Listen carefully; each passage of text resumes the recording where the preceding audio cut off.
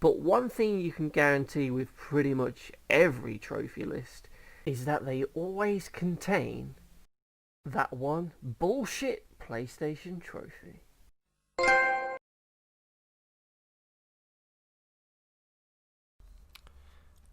Crash Team Racing Nitro Fueled on the PS4 is an excellent remake of the already awesome CTR on PS1. However, it does bring with it a bullshit trophy in the form of a photo finish, which is an inconspicuous looking bronze trophy that's actually pretty annoying. You have a good mixture of weapon, shortcut, story and time trial based trophies. Overall, there's nothing overly bullshit. Now this is a trophy list. Well done. So the photo finish trophy requires you to finish a race in first place with less than 0.3 seconds between you and the person in second place. Now this can either be a human or an AI racer behind you. 0.3 seconds though.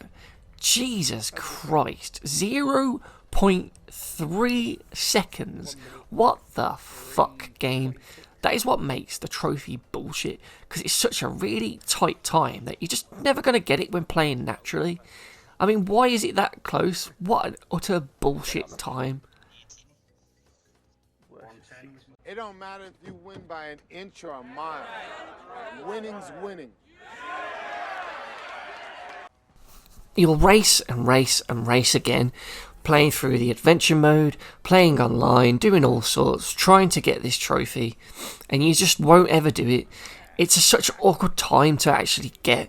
I mean, usually my races would end up with me being way ahead of the competition, or me coming in like second place and actually getting the fucking other player to get the fucking trophy. That's the worst thing. You could then try it in local co-op, multiplayer, but again, for some reason you can't turn off the AI races, so you can't really take your time to go around the track doing it solo with two paths, because the computer will just beat you.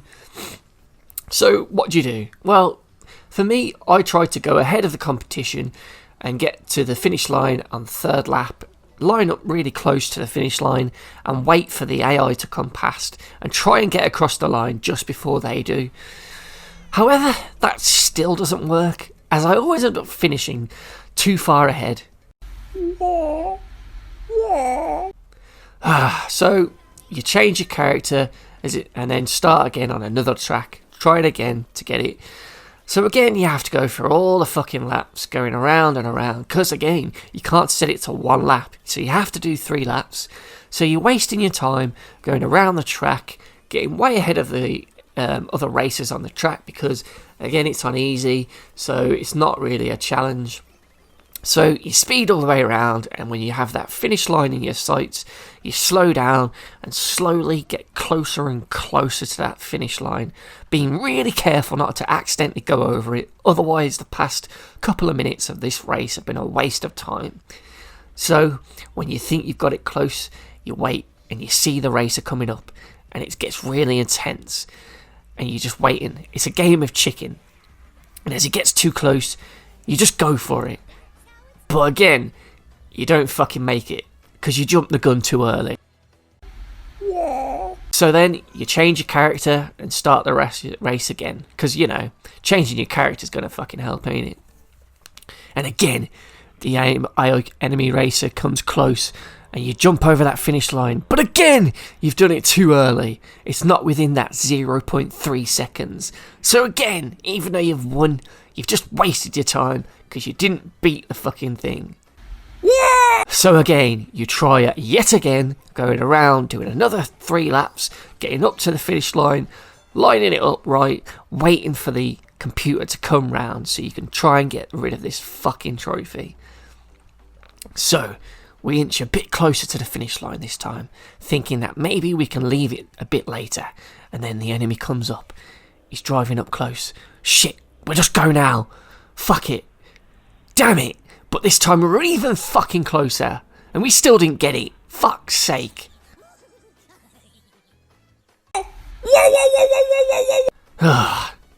It's just bullshit.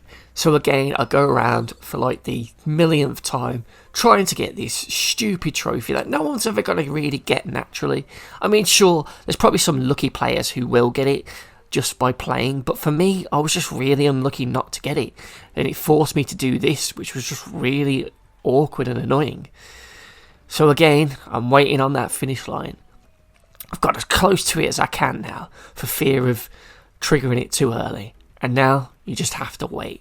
Wait for those dumb AI to slowly catch you up. Jesus Christ. There's no real skill in this, I don't think. Because if you're good at the game, you're going to be way ahead anyway. So here we are. They come. It's getting really intense now. I'm waiting, and then I go for it. I do it. Is that enough? Yes! Yes, it is! Finally! Photo finish trophy unlocked. Thank goodness. Now I can concentrate on enjoying the rest of this awesome game, unlocking all the other brilliant trophies. Sure, there are a lot of harder trophies in this game than this one, such as the time trials for beating all the Nefarious and Oxide's times, but for me, photo finish was the most bullshit one out of the lot, purely because it was just awkward. The time limit itself was really tight, and for me, like I said, all my adventure mode races and all the online ones were never ever that close, so I never got it naturally. And that's why, for certain people, this trophy will have been easy, because they just looked out. That's all it is. It's a looked-based trophy, where you just might get it if someone's on your ass all the way through to the end. But for those who didn't, it becomes a really tedious, frustrating, and just downright annoying trophy. And that is why the photo finish trophy on Crash Team Racing Nitro Fueled gets a bullshit trophy rating of Bullshit, bullshit, bullshit.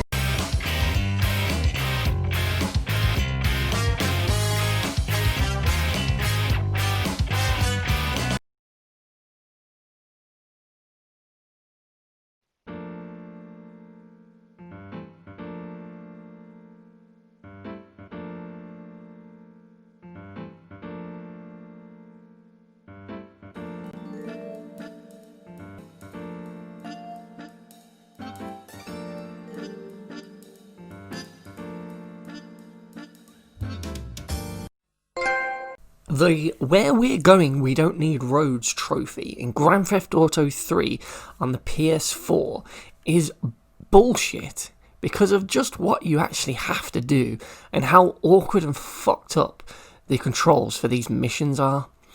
So the Where We're Going trophy requires you to complete Patriot Playground, a ride in the park, multi-story mayhem, and the gripped missions. Now these missions are sort of secret hidden ones that you find when you enter certain parked vehicles. The worst one is the Patriot Playground mission that happens on the first island, and it can be found by the supermarket near to where the Mafia live on the hill.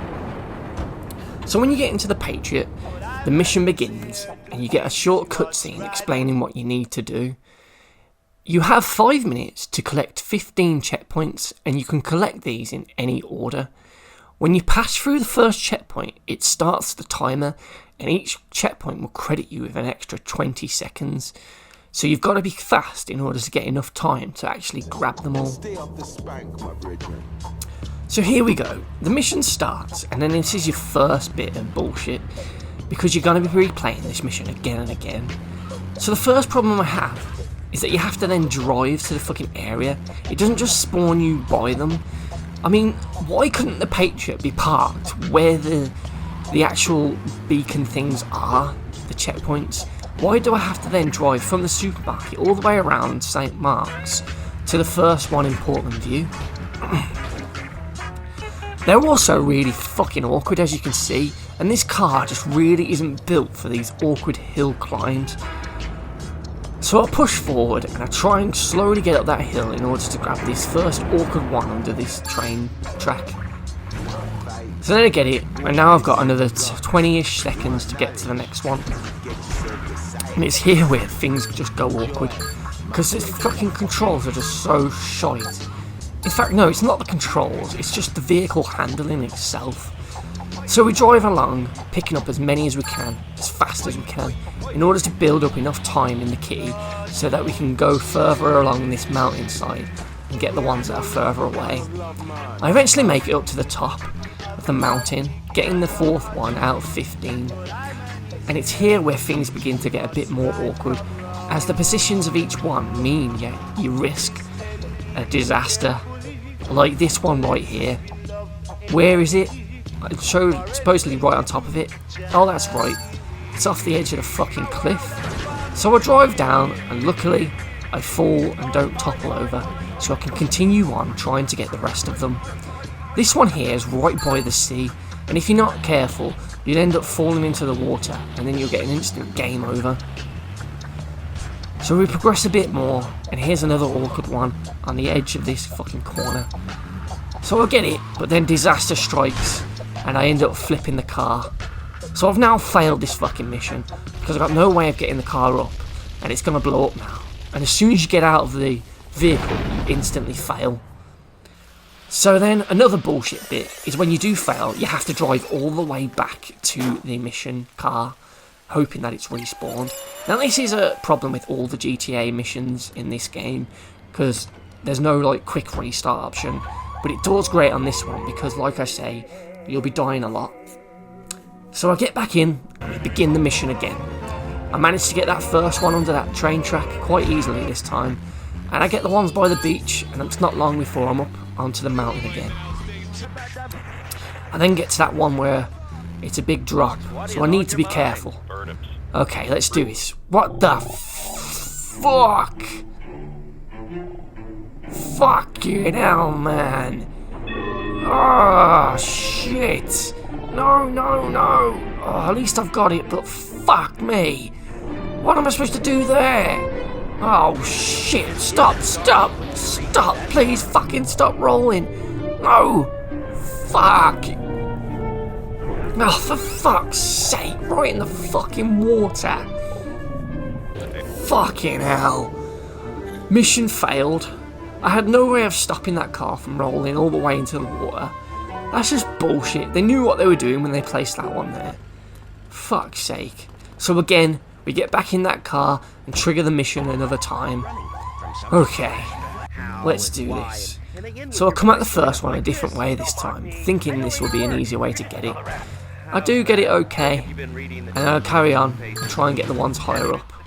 But look at that, I roll the fucking car again, and then I've lost so much time now that I don't even make it to the other ones. I've literally got one checkpoint there. Bullshit. So again, get back in the Patriot, trigger the mission again. 15 checkpoints in 5 minutes. Fuck me, this shouldn't be that hard. It's the vehicle handling though, that's the problem. It's so quick and easy to just flip over. As you see there, I barely hit that fucking wall of the staircase, and it just flipped me, and I've got no way of getting back up. And there's nothing more frustrating than just fucking instantly doing a barrel roll and failing on your first fucking attempt. Fucking this fucking trophy. Fuck's sake. Ah, that feels better. Right, where were we? Oh yeah, another issue I have with this trophy is that if you do fail relatively close to where the vehicle spawns, you won't actually get it to appear even though you've just failed.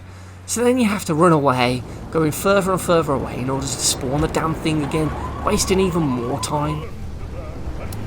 It's even worse when it's at night and it's raining, like you can see here, because every time you fail the mission and restart, the clock advances. So most of the time you're going to be doing this in the fucking dark. Again, we failed, we're back in, but this is impossible at this point. There must be an easier way. And it's then when I decided to look online, and I realised that there was a cheat code for this, to give you better grip and handling with the cars. So you know what? Fuck it. I'm going to put this code in and see how much easier it is now. Okay, cheat activated. Let's go. I'm going to fucking beat this motherfucker. Alright, let's begin the mission. And you know what? It's a fucking piece of cake now. The vehicle literally gets glued to the ground, and it's just so much easier to control like this. It makes this mission far much easier. Even when you do fall off the edge, more times than not, the car will just correct itself, allowing you to easily climb up the mountain again. Look at this, I'm literally fucking Spider-Man here. It's crazy, I'm just crawling up the mountain. This shouldn't be possible, but my god, thank you. Thank you, Rockstar, for putting in a cheat code to make this a lot easier. And then I get to another bullshit one.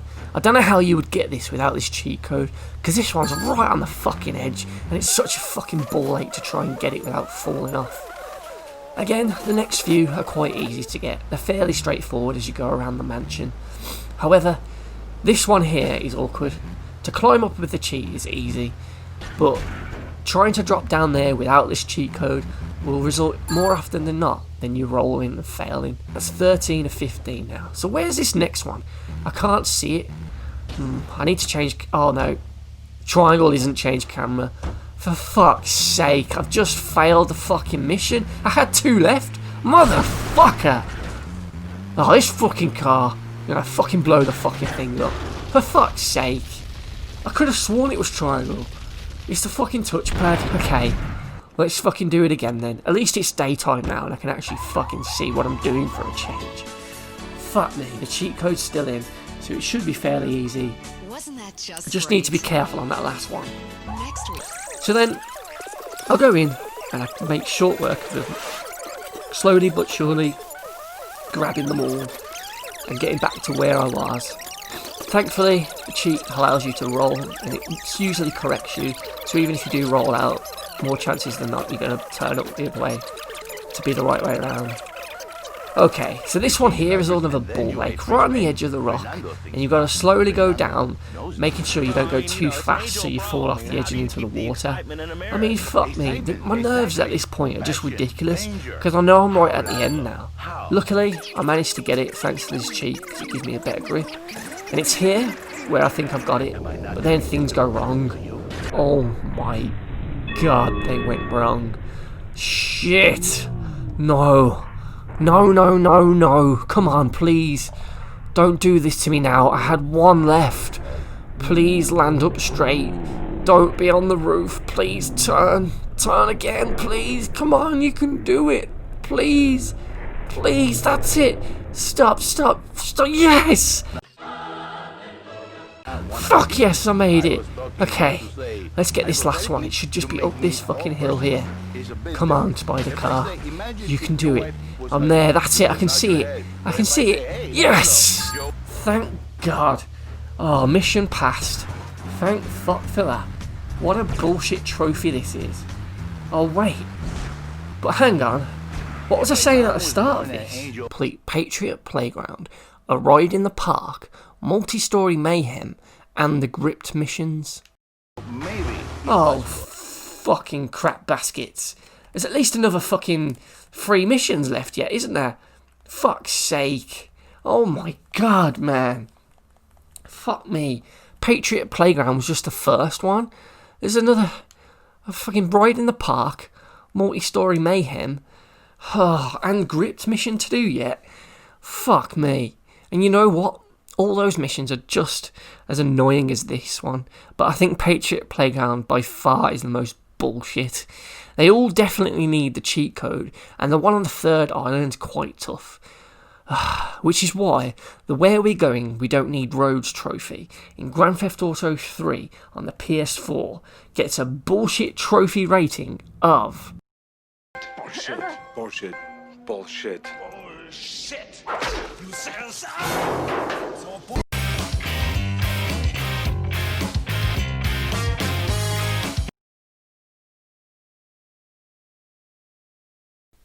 But one thing you can guarantee with pretty much every trophy list is that they always contain that one bullshit PlayStation trophy.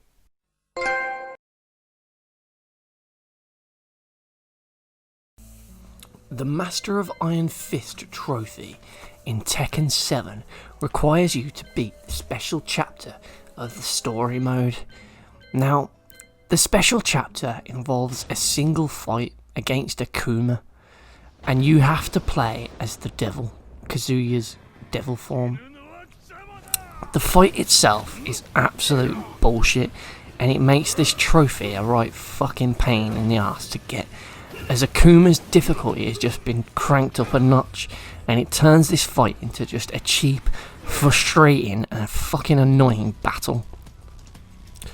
So after a short cutscene, the fight begins. And almost immediately, you'll see Akuma's bullshit in just what he throws at you.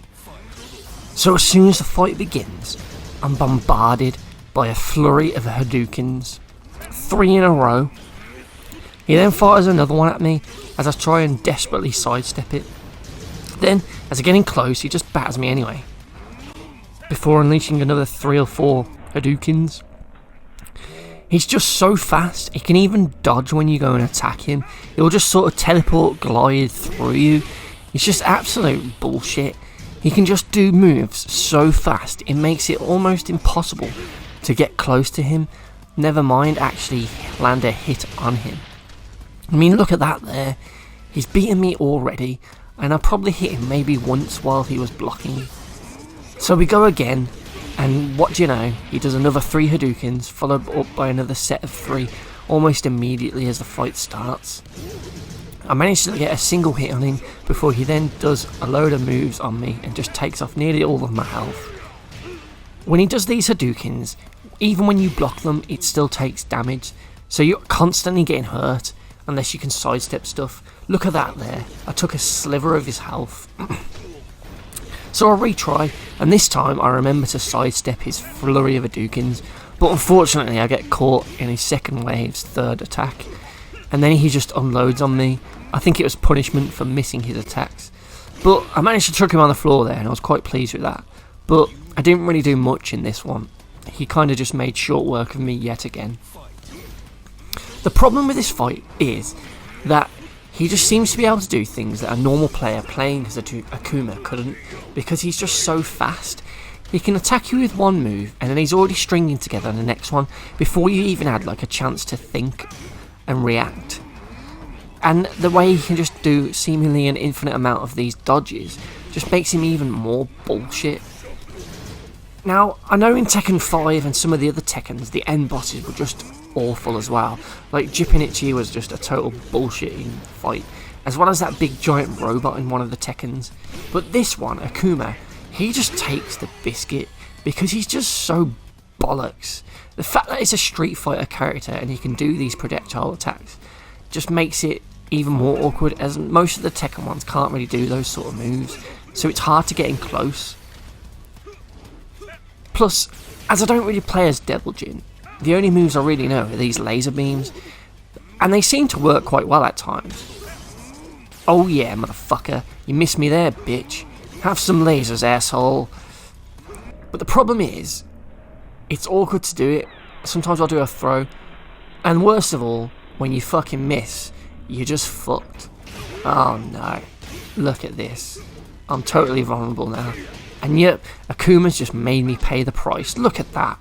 That's near enough half of my health gone with that one move.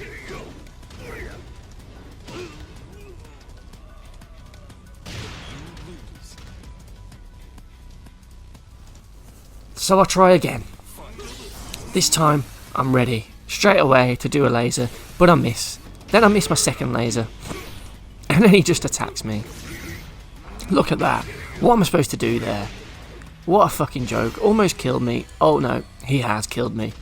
I don't even think I hit him once in that one. So this next one, I managed to get a couple of moves in, but he does this like charged move, and he's like invulnerable at that point. So even when you're hitting him, you're not damaging him, and you can't interrupt his actual attack. It's just bollocks. This can't be right. What's the difficulty?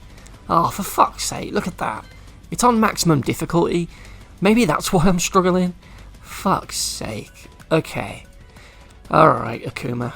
Well, I would put it down a level, but I think I really need to put this on the easiest difficulty. So let's go with 1 star. Difficulty is for beginners. Basic combos and assists are automatically enabled. Yeah, that sounds alright. Alright, Akuma. This time, I've got a feeling I'm going to kick your ass. Ah. Oh god, what? No, come on. Fuck. Just fucking take a hit, that's it. Alright, fuck, come here. Come here, you motherfucker. Oh, jeez. Now he's doing that fucking combo again. Get over it. Fucking stay still. Oh, God's sake. No, no. Oh, God, stupid Hadoukens. Fuck's sake. Why does he have to do 3? Oh, fuck's sake. that unblockable move again, and then the teleport bullshit. Stay here. Ugh. Fuck. Ugh, come on. No. Fuck's sake. Come on. Oh, look at this. Fuck me. Alright. Oh god, no. No. Crap. Get up, devil. Oh great, I've missed him with the laser. Fuck's sake. Dead again. And that was on easy. No. No, that couldn't have saved it. That couldn't be on easy. Come on, let's have a look. What? That is on 1 star still. I barely even hit him. I mean, I took more health off than normal, but still nowhere near enough. Okay, so we go again, and we just again get battered by the same moves, but it's here where I learn a combo that actually seems to work. And let's take a look at this. Appreciate this moment where I slam Akuma's face into the fucking lava. Eat molten lava, motherfucker. Yeah, that one felt good, I've got to admit, because Akuma's just a bullshit boss. Look at this. How are you supposed to get him here? Okay, so we'll go with more lasers, because I think I'm better off keeping him far away from me as possible. But he soon teleports over and gets back in close. And I'm just panicking at this point, because I don't know what to do when he's moving around so fast. But here is the greatest dodge of all. Look at this. I fly up and over the Hadoukens, and I hit him with my own laser. Take that, asshole. Haha. Oh yeah. And then the best of all, as he charges at me, I manage to get him with another laser beam. Pow! Right in his fucking face. Stay down, Akuma, you fucking asshole. But no, as this is Akuma and the final boss, he's just bullshit. He gets back up and he's pissed now. But I desperately try and hit him with some lasers just to keep him away from me so he can't unload these bullshit combos. But he gets in close and then does me with Hadoukens. And then panic. I try and do another dodge, but no. It hits me with the second Hadouken and I'm fucking dead. I was so close there. There wasn't much of his health left. I feel like finally the tide might be turning and I may be able to get in now. But Akuma thinks otherwise and he just unloads Hadouken after Hadouken into me and I'm just ragdolled around. But my favourite combo works and I make him eat some lava some more. But it's not enough because his Hadoukens just keep on coming and his super special meter's always fucking up high. It's just bollocks. There's not much you can do, but I will say this combo here seems to work almost every time. But when you do miss with your laser beams, you're just fucked. Especially when he dodges like this. What the fuck are you supposed to do here? Watch this. So I go in for an attack. I miss. He then dodges out the way. I turn and attack again. He misses. He dodges again. I missed. I go back around the other side. He then dodges again as I attack for the 3rd time. He then is behind me now. I'm panicking. I try and hit him with a low. He dodges that and goes behind me. As I turn, he then just cheaply hits me and kills me. If that wasn't proof that this character just toys with you on this difficulty, then I don't know what else I need to show you. Because this guy's just bullshit. I really do feel like he just lets you hit him at times, but he's always going to fucking win, because he's always there to just do you. His special meter fills up pretty much straight away, and if you do damage to him, it fills it up anyway. So the better you're doing, the worse odds you are, because he's still got that special meter. It's just a pain in the ass. He's an absolute pain in the ass. And it kind of ruins the story mode, really, because all the fights up until this point, they're fairly well balanced, you know. There's not many that are just frustrating. Not like this one, anyway. This one's just... everything's just stacked against the player. He's faster than you. He can do his moves and chain them up quicker than you. He can always block. He can teleport around. He has projectiles, so he can attack you from a distance. When he gets in close, he'll do like a... almost like a rage art move and make himself invulnerable to any attacks. You can't interrupt some of his moves either. And he's just so overwhelming. He's got so much power, so much pace. It's just a nightmare to fight against. And he's definitely not like that when you play as him normally. Even some of the best fighters, they're not like this. They can't play Akuma like this. Something fishy's going on here, because this is just fucking bullshit. So it's another close battle. We've both got near enough the same health going into the last third of the fight. But again, he's using his special move, but he didn't take too much damage off me. And I cheekily get him with some laser beams and think I can get him again, and I do. I'm now ahead of the fight for like the first time, but then he does his dodge and he quickly makes up for that loss of health and just batters me. But I get that combo off and I think I've done it. Yes! That was it! I've took all his health off, look, he's got nothing. Yes, fuck you. Now it's the ending cutscene. Oh, fuck yeah, you motherfucker's dead. Oh, what? What the fuck was that? No. He's doing his rage art, but he was fucking dead. No. No, not like this. I lose. No. No. I had him. He was fucking dead. How was I supposed to know? I had to press R1 to do my rage there. It looked like it was a cutscene to be the end of the fight. Oh, that is bullshit. That is absolute bullshit. I had that fight. Well, you know what, Akuma? I'm gonna fucking get you now. This is it. I've learnt another move, this flying kick, and you can't fucking block it. So you're going down, you motherfucker. I've spent way too much time trying to beat you, and I've had enough. Now it's my time to shine, because I'm the king of Iron Fist. And you don't even belong in this game, because you're some Street Fighter reject. So why don't you go back to your own fucking game, and get out of this one, you motherfucker. Alright. So I've got him down to the health. Now I'm just spamming R1, hoping that my rage art will come in first. And you know what? It does. And I finally beat him. And I finally get the Master of Iron Fist trophy. Fuck me. What a pain in the arse this was. It's just such a cheap and bullshit fight. It's just not fair. If ever there was a fight that was just stacked against you, it's this one. This should have been a fun, cool fight. But instead, it was just made into a tedious, cheap, annoying, and just bullshit fight. It's not a good boss battle by any means. The older Tekkens had good boss fights. Ogre was a great boss battle. Devil was a good one. Heihachi was a good one. But since Jippinichi onwards, the final fights in a Tekken game are just overly bullshit. Because they just do so much better moves than you. They're faster than you. And that is why the Master of Iron Fist trophy in Tekken 7 gets a bullshit rating of... Bullshit. Bullshit. Bullshit. Bullshit! You said so! It's all bullshit! Bullshit!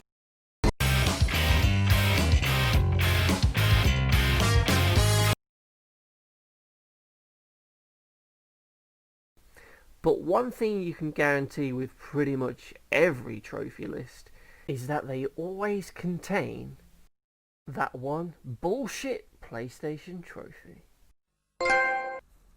The Last of Us is a brilliant example of an awesome trophy list being pretty much ruined by some bullshit DLC trophies. You see, when Naughty Dog created its Abandoned Territories and Reclaimed Territories map packs, it also decided to add in some trophies for each set. Within these trophies contained specific trophies for each new map, where you had to complete a game on those maps without dying, while also getting at least 3 downs or executions. Now, the downs and executions isn't a problem. However, the without dying is where the bullshitness occurs, because not dying in these game modes is pretty fucking tough. The hell is that? We're under attack. You still remember how to kill, right? Yeah.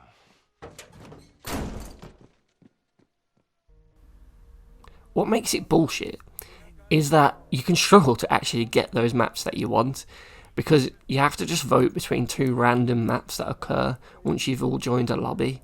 So you might not even manage to get into these maps easily, let alone regularly, in case you mess it up. So when a game starts, you've got multiple options ahead of you. I'm going to first try Survivors, and it's not long before I'm the last man standing in the first round of this match. So I do what anyone does at that point. I open up my toolbox and get all the bonus items, and then I just try to defend an area. I then get attacked by all the other team, but one by one I manage to take them out. I'm putting up a good fight here, and I'm showing what I'm made of, and I'm trying to get this trophy, even though the odds are stacked against me.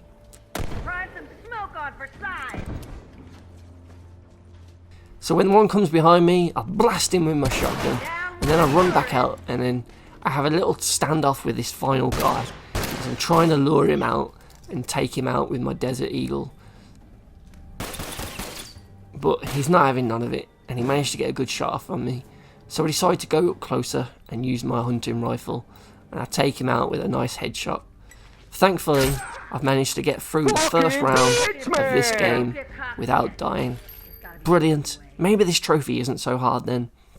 So the next round starts, and the aim of this game is you have 1 life on each round, and it's the first team to win 4 wins the whole game. So you could potentially go in for like 8 or so rounds. So again, my team failed me, and I'm the last man standing. I managed to take out the 3rd guy, and I've got 2 guys left on the other side. So I'll throw a quick smoke bomb. Try some smoke. But I don't have any shivs, so I'll blast him with my shotgun instead. It's just me and that 1 guy left now, and I've got 2 health packs, so I'll make a quick heal and then run up close.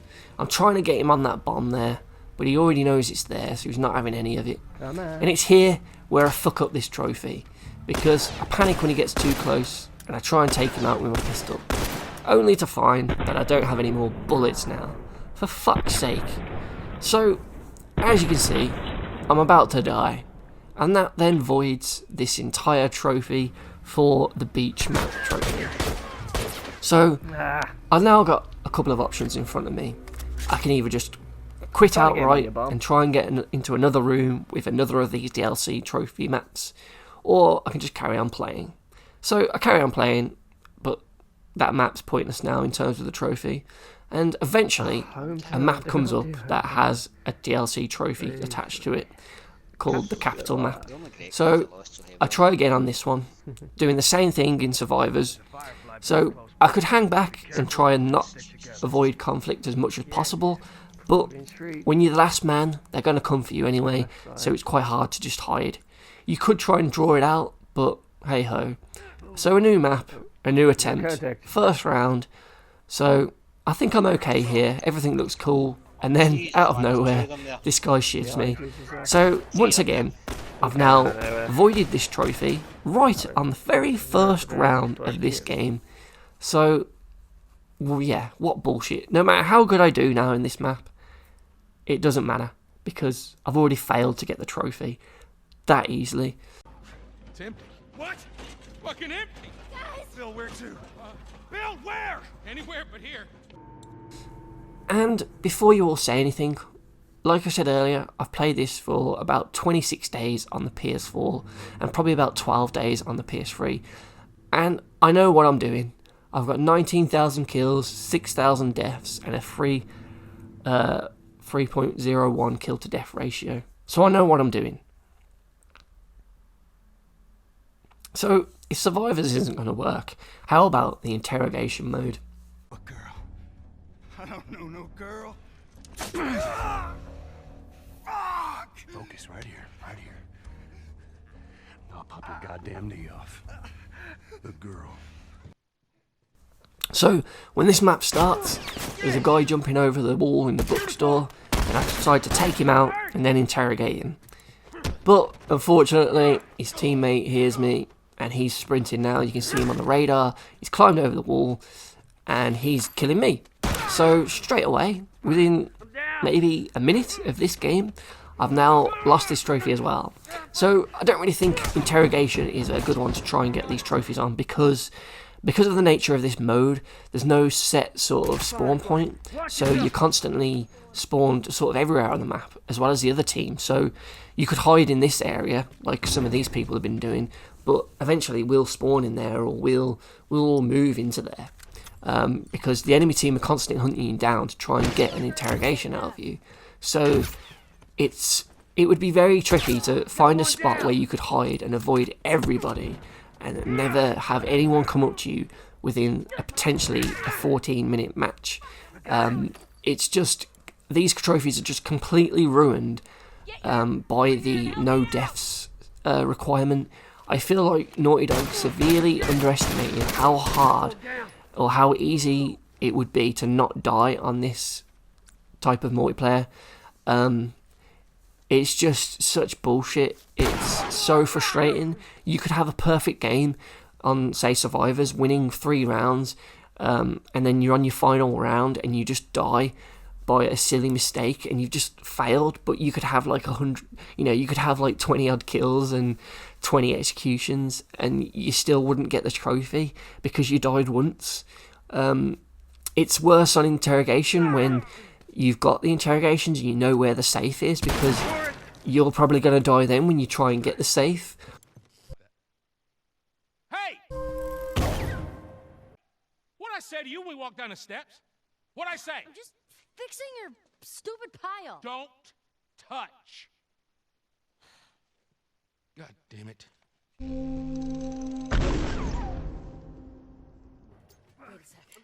Or when you're trying to defend your own one, you can't really hide then because the enemies are coming in from all directions towards your safe, so you're probably going to die then as well. So the final game type is Supply Raid, which is basically a team deathmatch sort of respawn mode where you have a set spawn limit.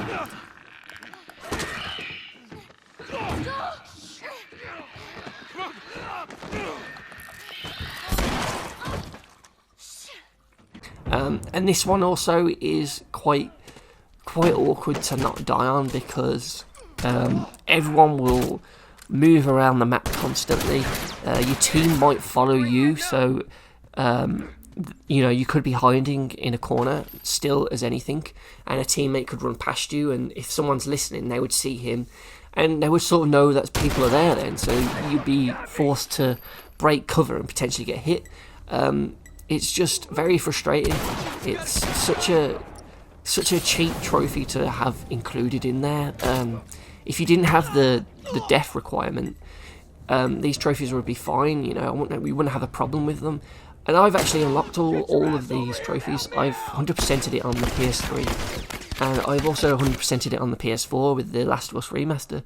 So I do actually have these trophies, but I know how much of a ball ache it was to get them. Just getting into the map itself, especially the one you want, and even more so when you're down to like the last 1 or 2 maps left because you've got all the others, trying to actually get a game with that map is frustrating as hell because you can be outvoted or it just won't turn up in the roster and you'll just be there waiting for ages. Then when you do get into it, you may have a shit team with you, or you may not have a full team on your side, so that makes it even harder as well. Or you could be going up against really good players that will just stick to each other, and they go around as a 4 and they just kill you outright. So it's very, very unlikely that people are going to finish these games on any of these modes without dying at least once in a game. For me, Survivors was the best option to do it on because you could at least hide until the timer runs out if you really needed to, and it would count as a win for the other team if you were the last man left and they had, say, 2 teammates on their side. But again, it's still very tough because the maps are small, because there's only 4 on each side, so the maps are quite small anyway, and there's not really any sort of unknown hiding places. People are always going to be in certain areas, so it's just very tough. It's such a bullshit trophy group to have, and the fact that it's 1 for each map, so there's like 8 times you've got to do this across 8 different maps. It's awful.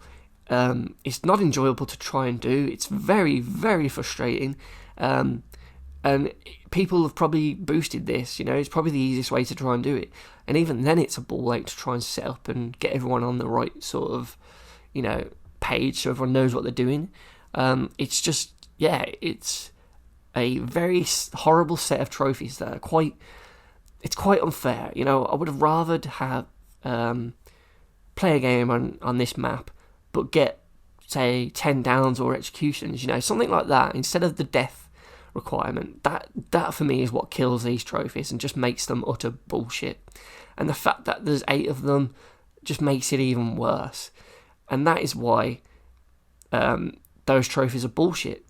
And for once, I can actually have proof that these are bullshit, because when it came to Naughty Dog remastering this game for the PS4, they still included these trophies, but they actually changed the requirements.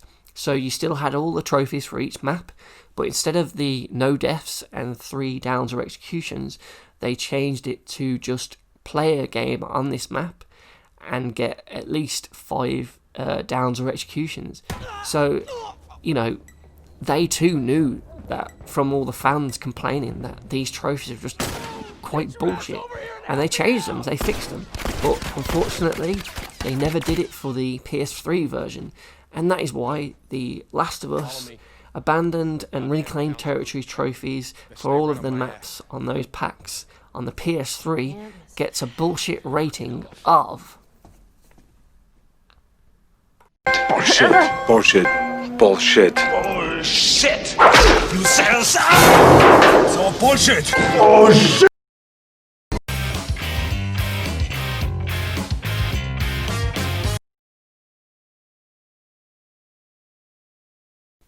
But one thing you can guarantee with pretty much every trophy list is that they always contain that one bullshit PlayStation trophy.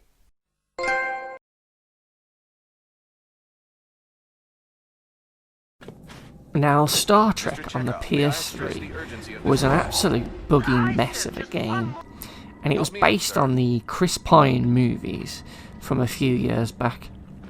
It was a co-op adventure, similar in style to a Dead Space game, but by no means a horror title, and it was a fairly easy game. It was just very glitchy, but like any other game out there, its trophy list had to have that one annoying trophy, that one shitty, glitchy, bullshit trophy, just to ruin a perfectly good list. And that trophy was the all-power to forward shields one, which was a inconspicuous bronze trophy that required you to complete the space battle with hull integrity of 85% or more. Now, this is an absolute pain in the arse, because this is a sort of on-the-rails shooter section where you have to basically defend the Enterprise from an oncoming attack of several waves of ships that are all firing missiles and all sorts at you. You can do this in co-op, but with a co-op partner, you may have more of a problem if you're not working together. So for me, I was better off doing it with an AI teammate, hoping and praying to God that they would just kill the things that I needed them to kill. So you start off the level with an unskippable cutscene, and you'll be forced to watch this again and again. So as the battle starts, you're going to be directly in front of you 2 enemy ships that you have to take out and hope that your partner will take out the other ship. After blowing those ships up, 2 more will come from the top left, and you have to make sure that you block their attacks by raising up your shields. The only problem is when you have your shields up, you can't shoot, and there are these other bigger ships that you have to lock on, which slows down time. But when you do this, you have this little cutscene, but you can still get damaged in that scene, and it's really frustrating having done everything right but getting a massive wave of damage out of nowhere. Enemies can attack you from a full 360 degrees, and whenever you get hit, your hull integrity will go down. Look at that there, I'm already at 54%. So I've failed it already. So I failed it already, completely balls it up. So I've got to start it again. Let's go.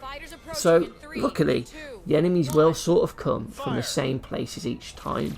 So it's more of a case of just repeatedly playing it until you learn all the patterns, where the enemies will be, when to shoot, and when to pull up your shields.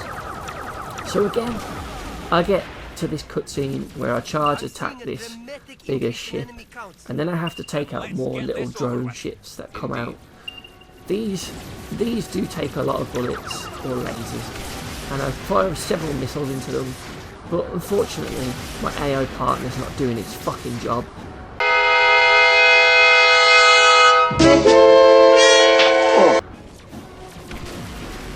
Ugh. Fucking waste of time. So I'm completely out of it now.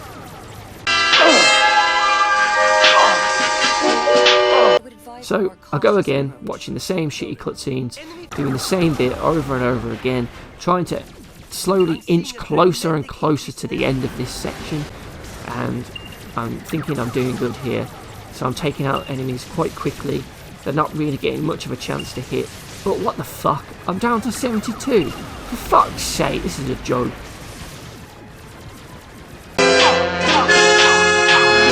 Ugh. So again, I restart, watching the cutscene, killing the same enemies, trying to get closer and closer to this first checkpoint, taking out all these ships that come by me, but no.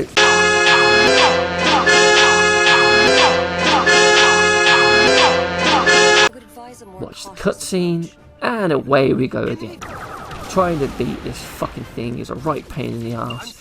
They just seem to just attack you just out of nowhere at times, and they do a lot of damage really quickly.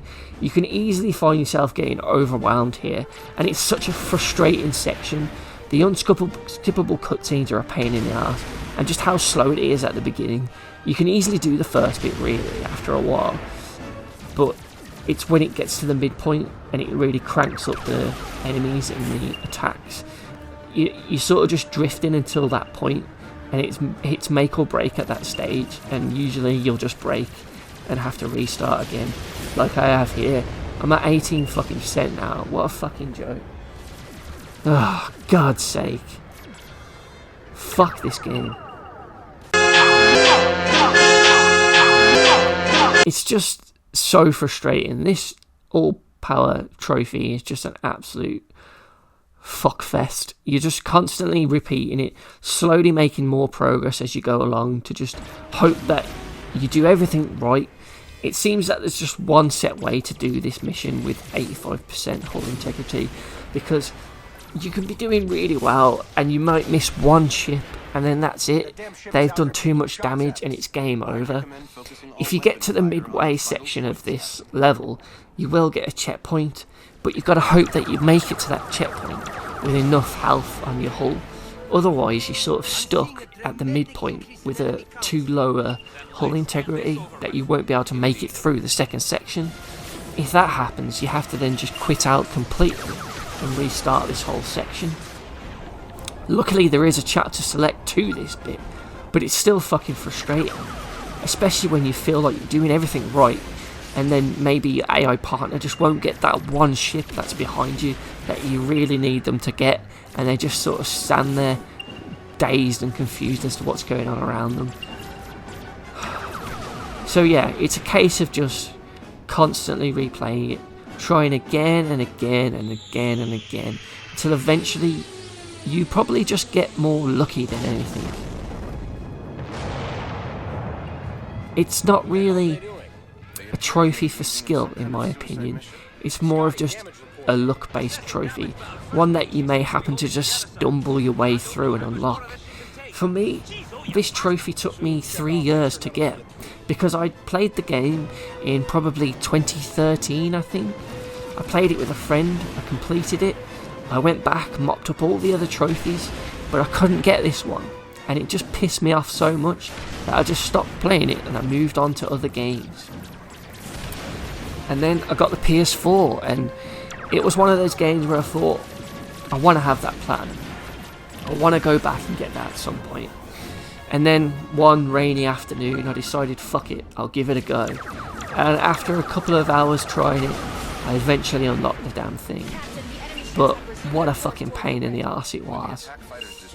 It's just shite. The damage you get is too quick. You can easily lose it within seconds, and it's a long level to do. I think the hull integrity should have been maybe 50%, and then it would have been an easier challenge. But overall, it's just a frustrating trophy, and that is why the all power to forward shields gets a bullshit trophy rating of Bullshit. Bullshit. Bullshit. Bullshit! You said it's all bullshit!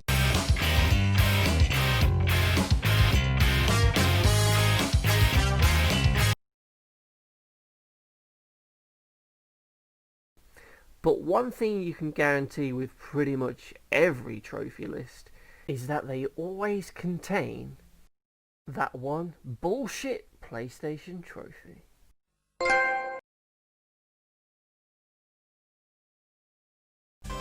Sonic Mania's No Way, No Way Silver Trophy requires you to collect all 32 of the gold medallions in the Blue Spheres bonus stage. Yep, that's right. There are 32 of these Blue Spheres bonus stages, and they work pretty much the same way as they did in Sonic 3 and Sonic & Knuckles. The only problem is, in those games, there was only 7 in each game. Now there's 32 of the damn things. So, in order to get to the Blue Spheres stage, you first need to collect at least 25 rings in a stage, and then make your way to one of those checkpoint lampposts. If you do that in time with the rings, a circle of stars will appear above it, allowing you to jump through it into the special stage. So the goal here is to then collect all the blue spheres in the stage while avoiding the red spheres, which will kill you and exit the bonus stage. There are also rings to collect here as well. Ugh, great, I'm stuck already. Fuck's sake. I've pretty much failed this one already. No chance. Oh god. So, when you fail, you instantly exit, but you still have the rings you collected in your possession, so it's just a case of finding another lamppost in that stage and getting back into the special stage. The only problem is, what makes it bullshit are quite a few things really, but one of the big things that makes it harder to get these levels completed is the fact that it rotates the level order.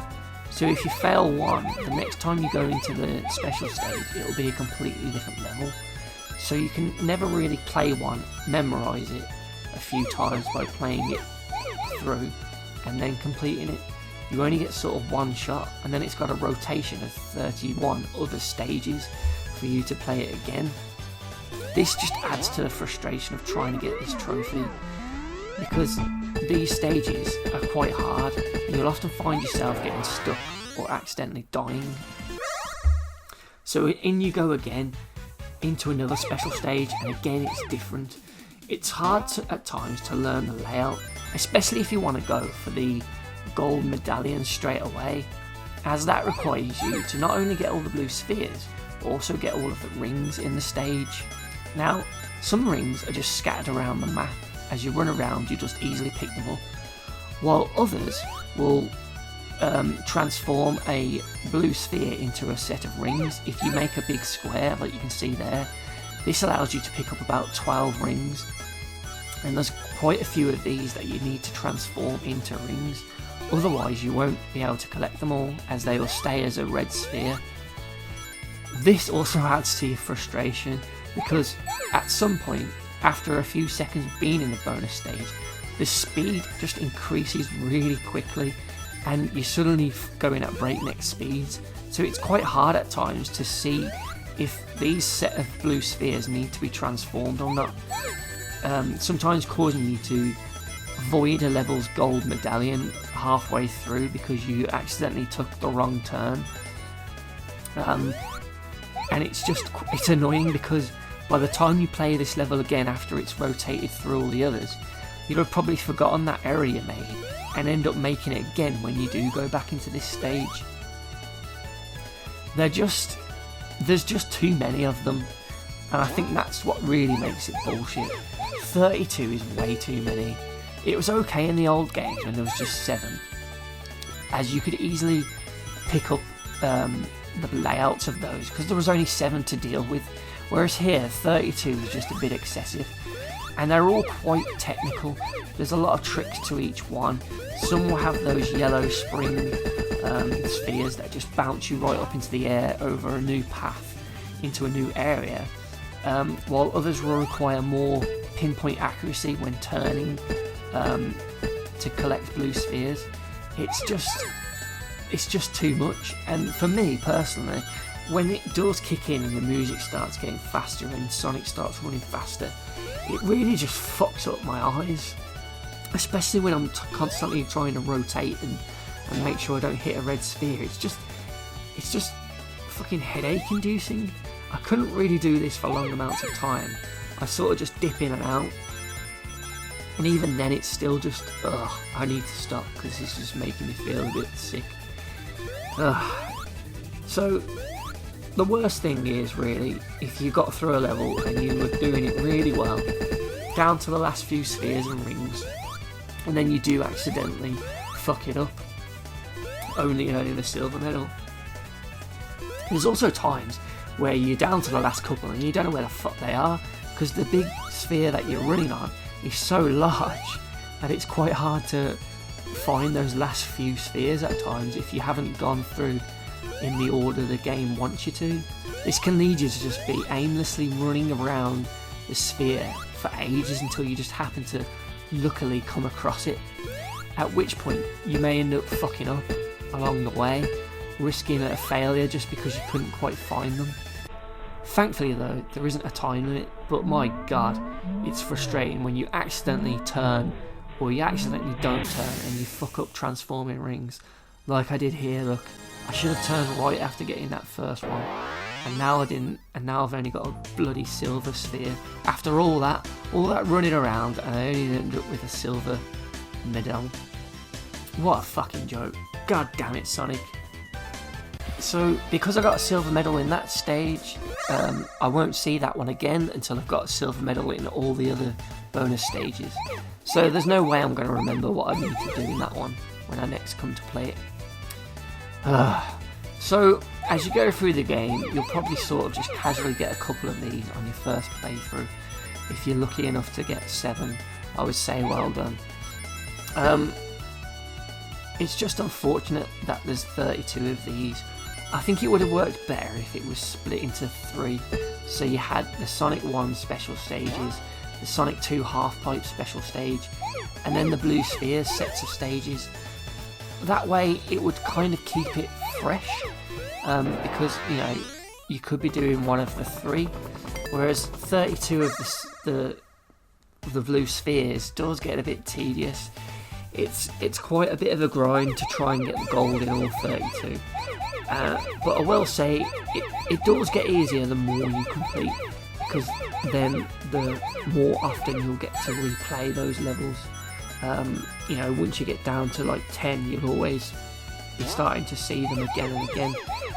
It's just frustrating when you get one and there's like a specific gimmick or a trick to it, like this one here. I'm sort of repeating the same thing, but then it tricks me at the end of this pattern. I have to jump over that one, but I didn't. And then I know the next time I go in there, I'm going to do the same thing because it lures you in and then changes it up at the last second.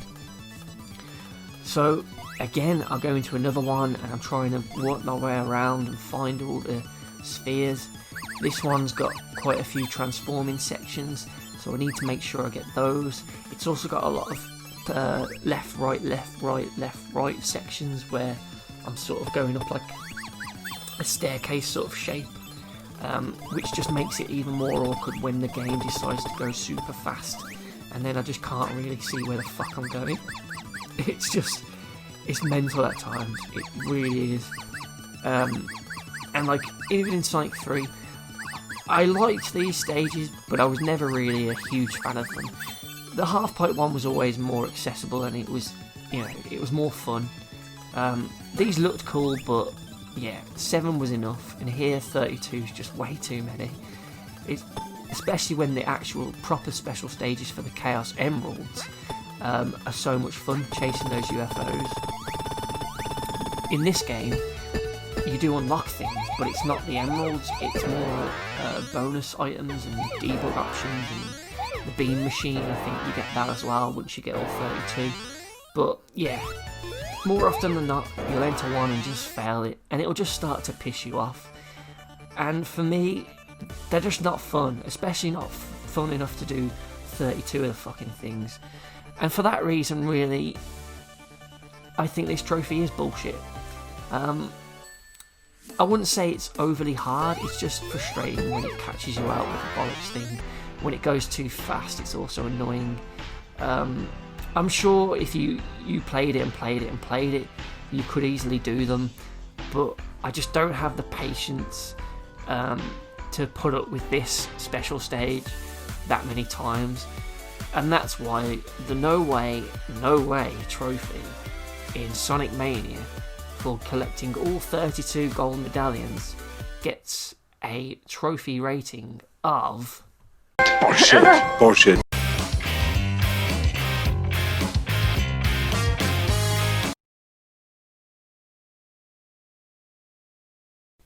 But one thing you can guarantee with pretty much every trophy list is that they always contain that one bullshit PlayStation trophy. The You've Got Red on You trophy in Days Gone requires you to collect 541 items from human corpses. Now, this is done by first killing the human enemies that you see in the game, and then walking up to their body and pressing square to loot their corpse. Now, the problems with this trophy and what makes it bullshit are, for firstly, that there are far fewer human enemies in the game than the Freakers, which are the zombies in the Days Gone world.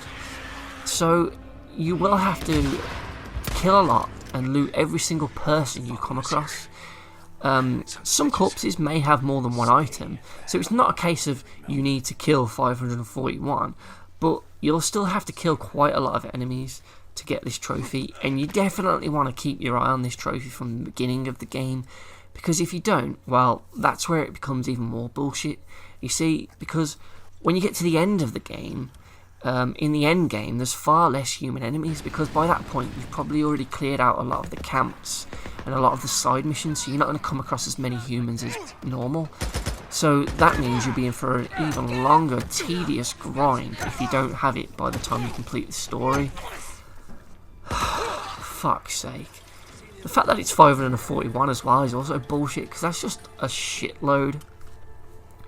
So this is definitely a trophy to keep in mind when you start the story mode, and if you do it as you're going through and you're very conscientious about getting them, it does get easier as you go through the story, as when you start off you'll find that you're constantly being full of inventory items, so you can't actually pick them up, and that's another problem you have with this game, because it's not enough to just loot the corpse. If you can't actually carry the items that they have, and you get like a scrap inventory full, or a medikit, or bandage inventory full, or a rag inventory full message, or any of those kinds, then that item won't count because you haven't technically looted it. So what that means is you then have to piss about going into your menu to just either use one of those items that you're full of, or just waste items to make more of something else to free up some slots so you can then pick up the item off the fucking corpse. It, for me, really slowed the game down as I was constantly going in and out, trying to use rags, trying to use cocktails or medikits or whatever else it wanted me to fucking use up so I could pick up things. Sterilizers, I was always seeing that message full, and scrap as well, that was another one that was always fucking full. It's just a pain in the arse. But as you go on with the game, you unlock more items anyway, more bombs you can make, more cocktail types, more weapon types, more health packs and pills that you can do. So there are more items added to the mix that could be on corpses, but still, it's such a ball ache of a trophy. I think even though I was concentrating on it all the way through my playthrough, I don't think I actually unlocked it until probably halfway through the story, maybe even more further in than that. It was around the time when you check up on Boozer and he's got that new blade for an arm, so that's quite far in, really. Yeah, it's not necessarily a tough trophy, but it does become worse if you're not aware of it in the beginning. Now, luckily, before I started the game, I did have a quick look at a trophy guide online, so I knew this was one to keep an eye on, one to work towards while I was playing. But if I didn't do that, and I just happened to just casually go through, and then I'd probably only have like 200 or so looted items, because I wouldn't have bothered to create items to free up spaces. I would have just left it as it was, and then that would have meant I probably had to do another 200 items off of random enemies throughout the open world when I've got nothing else to do in the game, and that would have pissed me right off. So I do feel like this is a bullshit trophy, really, and for that reason the You Got Red on You trophy in Days Gone gets a bullshit trophy rating of... Bullshit. Bullshit. Bullshit. Bullshit!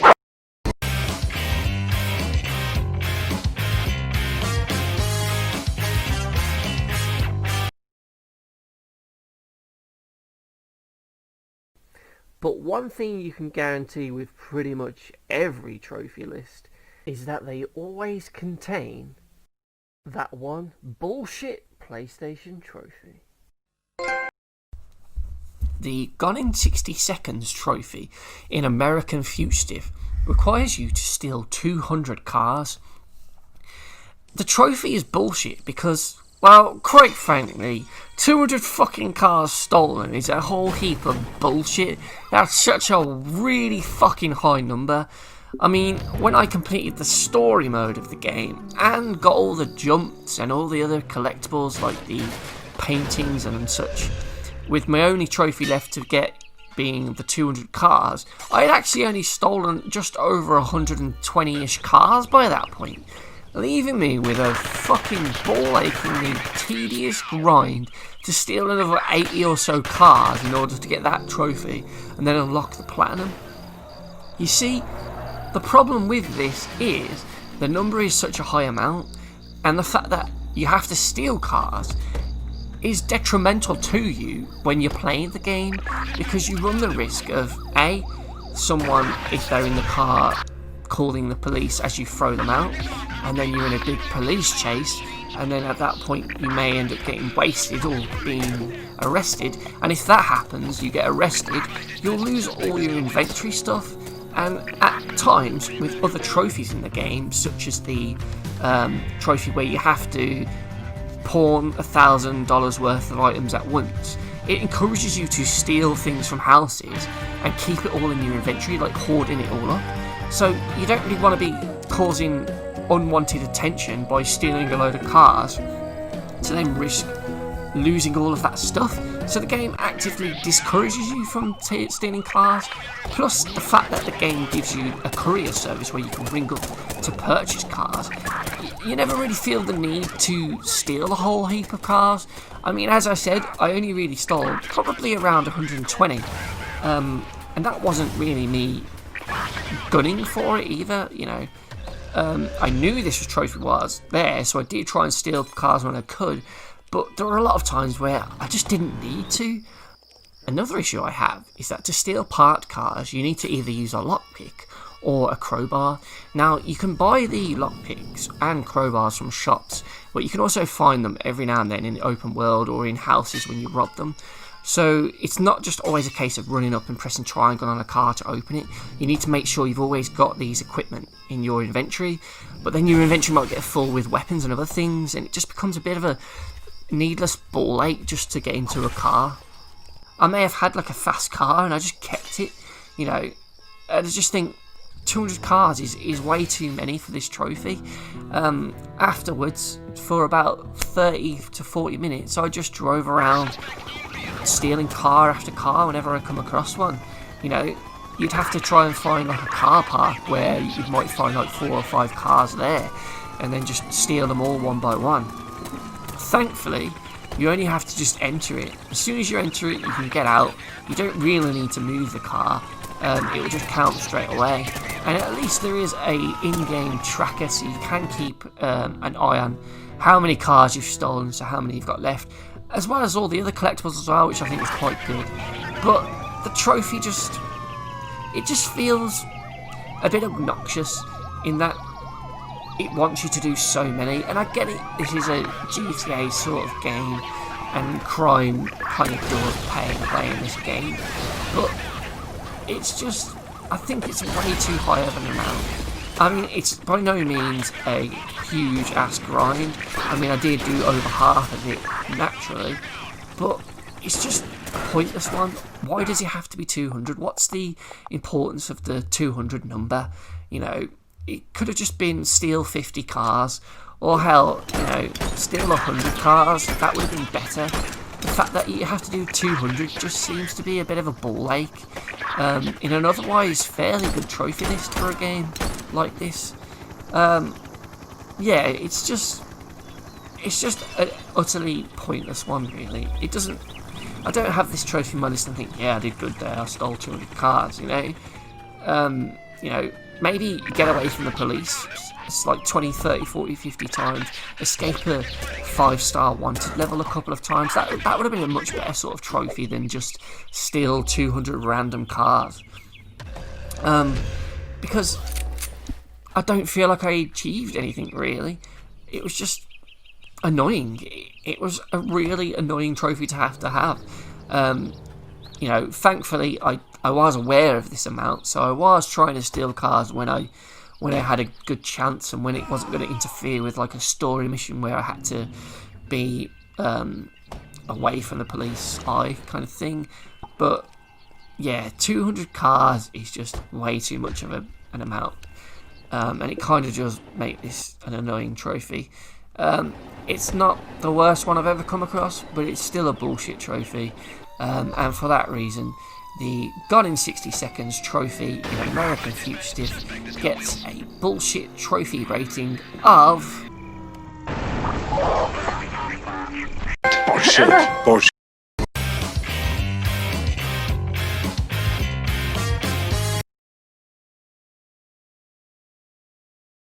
That one bullshit PlayStation trophy. The final countdown trophy in Castle Crashers Remastered on the PS4 is absolutely fucking bullshit. This one will make you pull your fucking hair out in how frustrating and fucking bollocks it is. Okay, calm down. So, the trophy requires you to play the back-off barbarian little minigame mode and survive 2 minutes and 30 seconds without dying. Now, on the surface, when looking through this list, this one will sound like a pretty easy trophy to be fair, but once you start to play this mode, you'll realise that nearly everything about this fucking horseshit bollocks mode is absolutely fucking bullshit. So, to begin with, the aim of this game is to move around this board and avoid the barbarians that chase after you.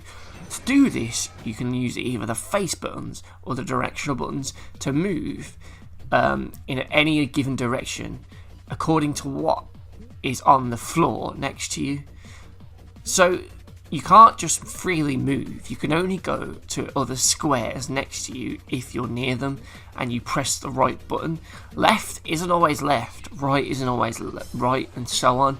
It's just purposely awkward, and it really does fuck you up in moments of pressure where you're trying to do quick movements really fast. So, as the mode starts, it's not too bad. It lures you in with a false sense of security. The barbarians at the beginning are quite slow, but as time goes on, more and more will come out and move a lot faster than what they did to begin with. Sometimes even faster than what you can move, especially when you are under pressure and you're trying to look at what's on the floor and then press the corresponding button. They're pretty relentless too, and you can't really trick them. Like, you can't really be on the other side of an obstacle and constantly sway back and forth to try and make them change their path. They will just gun for you.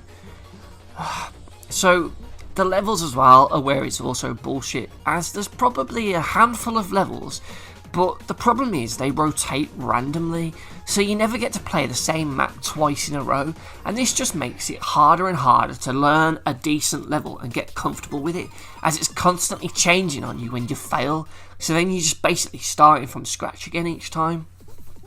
Worse still with the levels is that some of them are really small, making it such a much harder challenge, as you don't have much room to manoeuvre, especially when all of the barbarians are out towards the end and you can't really move because you're just blocked in.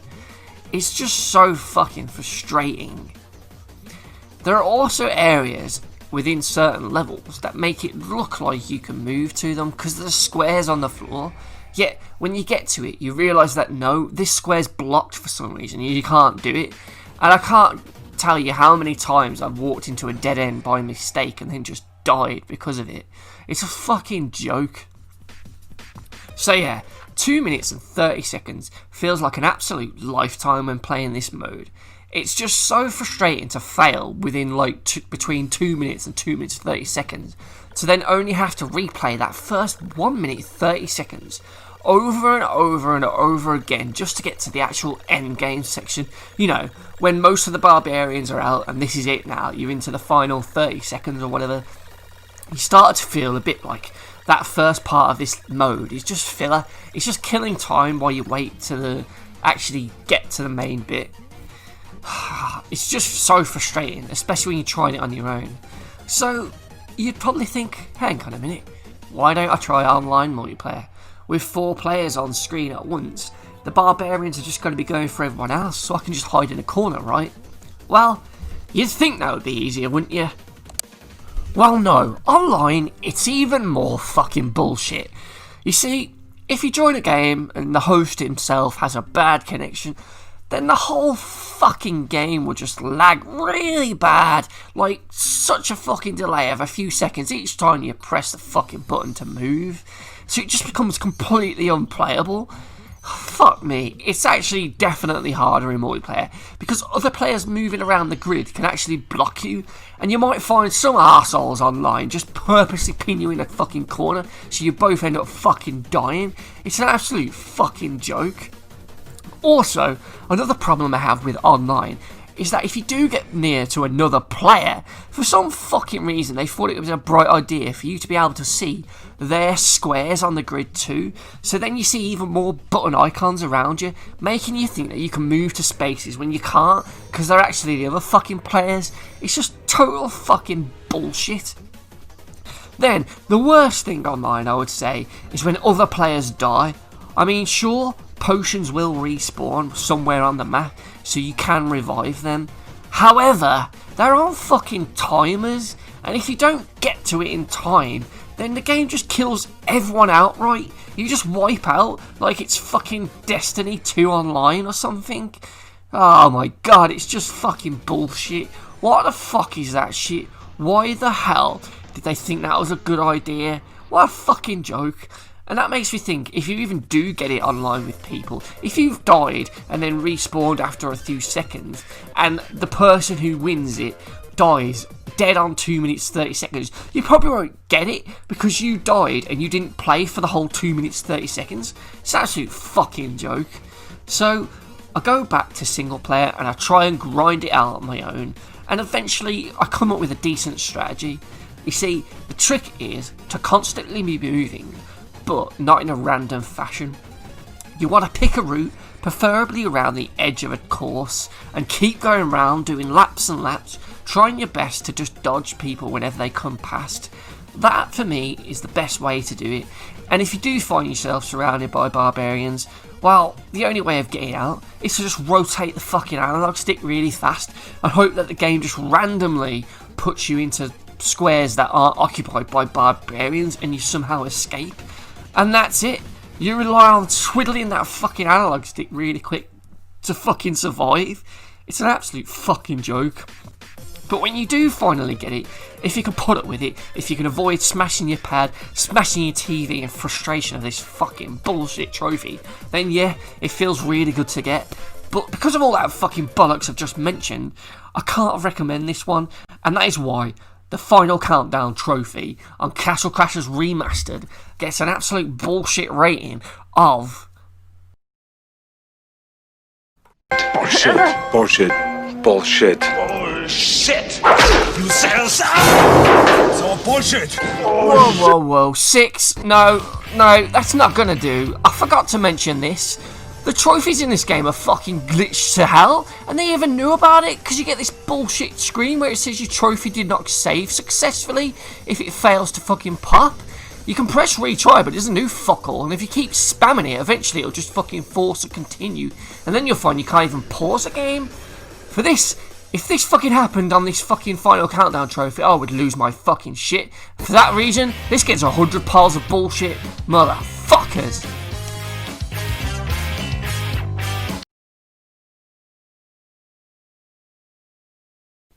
But one thing you can guarantee with pretty much every trophy list is that they always contain that one bullshit PlayStation trophy. The Silent Assassin trophy in Hitman Go requires you to complete all objectives without using a single hint in any of the game's 100-odd levels. Now, you may be thinking that's not too bad, as sure, you can slowly work your way through each level solving the puzzle through trial and error, and, well, yeah, you can actually do that, Mr. Smarty Pants. But when you start the game up and you go into the first level, you'll suddenly realise just how bullshit this is. Let me show you. Right, so it looks easy enough. You simply move along a grid. It's kind of like a little board game. Yeah, not too bad. Okay, let's try level 2. See what's in store for us on that one. Okay, so now we have enemies, so we have to either avoid or take them out. Not too bad, just land on their space. Hang on a minute. What the hell's that? The hint button is on triangle. Fuck me. Oh, great. So if I accidentally press triangle, one of the face buttons that you can easily press by mistake, and they decide to put that as the hint option, for fuck's sake. Why not show it in a pause menu out of the way or something? This game has nearly 100 levels. Fuck am I going through all of these just to accidentally press it by mistake, ruining this fucking trophy? I'll be so pissed off if I get right to the end and I accidentally hit triangle and fuck this up. Fuck me. Why is it right there like that? Oh god, what if I accidentally drop the pad and it presses the button? Or what if I put it down or hand it to a friend or something and they accidentally press that button when they grab the pad? Fuck me, it's game over. That's fucking brutal. That's just total horseshit. So anyway, I progressed through the game, slowly working my way through each of the game's chapters, keeping my cool, or at least trying to when failing the levels, and try to make sure that I don't press triangle no matter what. The further and further I get into the game, the greater the risk, the greater the pressure is now on myself to not screw this up by pressing triangle. Oh, why is the hint button just right there out in the open, so easily accessible? I'm just pretty much one button press away here from a total failure. In Lara Croft Go, at least you had to actually pause the game and then scroll down a few options to get to the bloody hint. Yet here, right now on Hitman Go, it's always there. It's always there, right on screen, just teasing you, knowing that you're just right away, one mistake away from fucking it up. What were they thinking? What were they thinking? Level after level, I'm meticulous with my button presses. I'm calm and steady. I'm well thought out, kind of like a trained assassin, as I work my way through the game's many levels, overcoming all the trials and puzzles along the way, avoiding dogs, guys with shields, snipers, you name it. This game throws it at you and I'm dealing with it. And I eventually get to the final set of levels, because yeah, the definitive version of this includes the DLC chapters, so there's another 4, 8, 12, 16 odd levels for you to fucking go through, making this even more risky. But I finally do it. I get to that last level and I've just got to assassinate that guy in that room as he walks around the table. Yet, as I find myself cornered, I accidentally panic, and in a moment of stupidity, I quickly try and reset the game, only to accidentally press triangle. Oh shit. Oh fuck, triangle!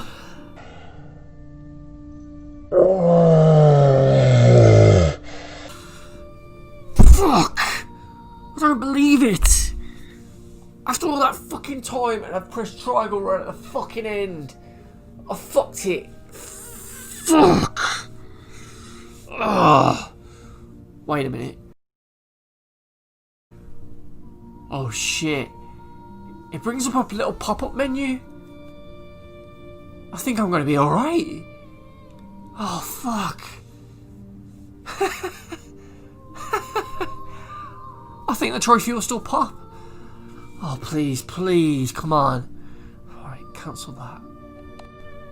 So I continue on with the level, and it's not long before I get my opportunity to take out the guy at the table by shooting him through the window.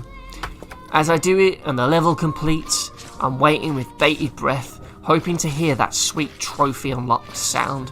And what do you know, Silent Assassin unlocks, and I finally get that fucking trophy out of the way. So, in the end, it wasn't too bad, because I could press hint and it wouldn't matter. But you know what? It's still fucking bullshit, because it scared me enough that I played through the entire game too afraid to accidentally press that fucking button when I needn't have worried at all, because it just brings up another fucking menu. Well done, game, you fucking cunts. And for that reason alone, the Silent Assassin trophy in Hitman Go gets a bullshit trophy rating of... Bullshit. Bullshit. Bullshit.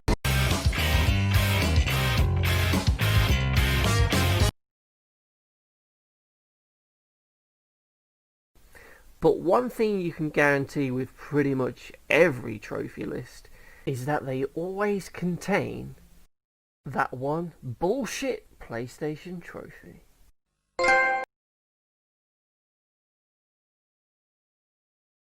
The not-so-bad gold trophy in Doom 93 on PS4 requires you to beat every level of the game's 3 episodes on Nightmare difficulty in co-op.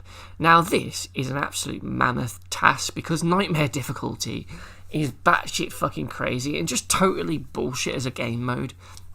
Now, the fact that you can do it in co-op, I guess makes it easier, but this is just bullshit because not everyone has a load of mates willing to play these games that you like, and I haven't got any friends who I think are actually any good at Doom, and let alone want to spend however long it's going to take me to do this in co-op with me. So I'm kind of just fucked, so I have to do it on my own, hence why you'll see the right hand side character is just sitting there, because I'm playing this solo, because of, God forbid, they would let you do it in solo and still get the trophy. No, fuck that, you've got to do it in co-op. So that's the first big bullshit thing right there. Then there's the actual fact that Nightmare difficulty is also just fucking horseshit, absolute horseshit, because the enemies respawn in this mode. So as you're playing and you kill enemies, after a few seconds they'll just come back.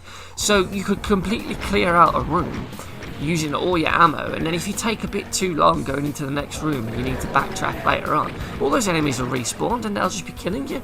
It's just absolute bullshit. The mode's problems with respawning enemies really come to a head on certain levels when the environment is quite narrow and you're forced through these really tight corridors. At this point it just becomes totally fucking bollocks, and it's just random luck if you can brute force your way through. Take a look at this. I do it on my fucking own. My fucking joke. Look at this fucking mess of a corridor. How the fuck are you supposed to get up there? Fucking hell. Oh great, out of shotgun bullets. There's a fucking pinky there. Look at him. Fuck up. And then all of those imps are just respawned anyway. What a fucking joke. Just fucking die already. Now, early on, some of the levels aren't too bad, and you won't spend too long on them. Eventually, you'll learn which corners the shotgun guys are on, so you'll know as you go around the corner to instantly fire and hit them. So, when you complete levels, you'll be like, yes, thank God, I can do this. And you'll go on to the next one, but then, when you start the next one, you're back at square one again, because you're back at the bottom of the mountain essentially, and you've got a big task to climb up this fucking thing and complete this level, because you're back in the midst of the bullshit right from the beginning where you got to try and figure out how to get through it. It results in just a long slog over maybe 30 minutes or so of just trial and error, constantly going through a level, running through the same bit, through the same rooms, through the same doors, fighting the same respawned enemies over and over again, trying to make up the ground each time you respawn, trying to get closer and closer to whether it be a key that you need to pick up or a switch that you need to flick in order to open some other room to access the next area of the level. You've just got to slowly inch your way forward each time, and for a majority of it you'll just be thinking, what the fuck am I doing here? Because it's just horse shit, because they just get in your way. They tend to cluster into certain areas, they'll block certain doorways, you'll get invisible imps that just fucking hug you and bite your ankles, and they're really hard to get past because they just drain your bullets. Every time you respawn you'll only have your pistol, so then you'll lose probably a quarter of your health at least before you can get another gun to actually pose a threat to the enemies. It's just relentless, and it never gives you a break. You're always on the edge of your seat, and you can die within seconds, and it's just constant all the time. I feel like I never really got through a level due to my own skill. I think I just got lucky in that certain enemies didn't spawn, or they happened to be fighting each other, and I managed to just crawl past very quickly. It's very tough, and it's just, I don't enjoy it. It's not fun. And even when you make a bit of progress, it's still not fun. Now, as mentioned, the longer you're in a level as well, the worse off you become, because if you're playing a level for ages, you've probably picked up all the secret items within the level. You've picked up all the armour that you need to use to try and force your way through a tricky area, only to then realise there's still a load of the level left and you've now died and lost that armour, because unlike the enemies, items like that don't respawn, so you only get one chance to use the armour or the stealth thing or the berserker or whatever other pickups in the level. Thankfully, certain key guns do respawn, but their ammo doesn't, so you'll only have a couple of shots with them, and you'll probably just die anyway before you get a chance to really use it. It's just absolutely shit, and there's a couple of levels from the first episode that just really pissed me off, and every time I played them I just got more and more angry and wanted to quit. But I powered through and eventually got to the final boss of episode 1, and that level is where it really pissed me off and made me just want to quit outright. One of the first bullshit bits about this is the start, where there's loads of imps. See those barrels? Yeah, it's a great way to kill them at the start, because you just blow them up and take out a load of imps. However, they don't respawn, so if you die, you're fucking gonna struggle to get past these fucking wankers, so you could die pretty much at the spawn, and even if you do get through, you've probably lost about a third of your health before you've even got through them. It's just a fucking joke, man. And then when you do get up to the boss, you'll find that these two cunts are just fucking bullet sponges, and worse still, there's invisible imps in this area, and they just fucking get you stuck and get you killed. And yeah, they do attack the bosses, but if you don't kill them both quick enough, they will respawn, so you never get to sort of kill the things and get out of the fucking level. I was just totally trapped here. Look at it. Look at Doom Guy here, just dying at the start of a fucking level. It's just fucking embarrassing, man. It brings my piss to an absolute boil, and I can't fucking stand it.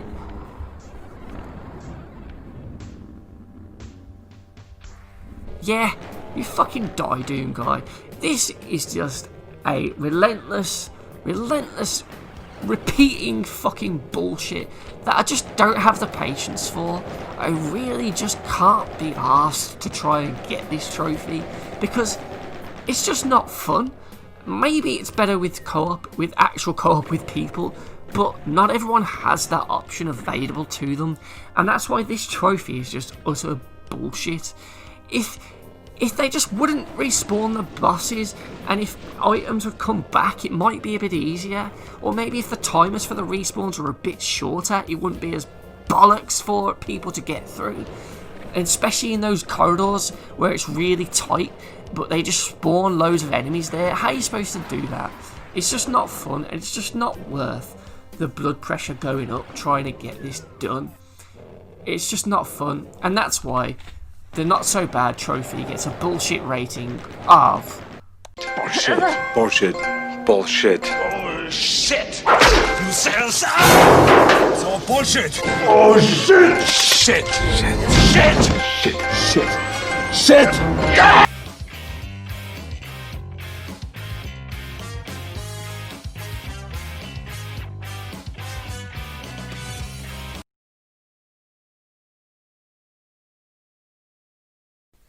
But one thing you can guarantee with pretty much every trophy list is that they always contain that one bullshit PlayStation trophy.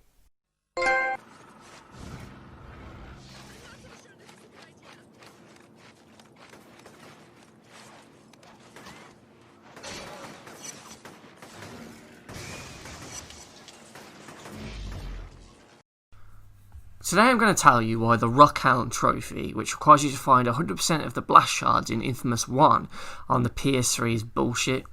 Now, it's a typical collectibles trophy, and you have to find these little blue shards scattered around the map, but in order to get 100%, you need to find 350 of them. 350 of them scattered across the game's 3 massive islands. 350? Are you fucking kidding me? So off you go as Cole McGrath, flying across the city using his electric powers, trying to find these blue shards, skating on train tracks, running through the streets, down alleyways, and climbing up on top of buildings in a desperate search for these blue fucking things. Your best bet is to do most of these as soon as you see them while playing the story, so that you don't have as many to get in the end game.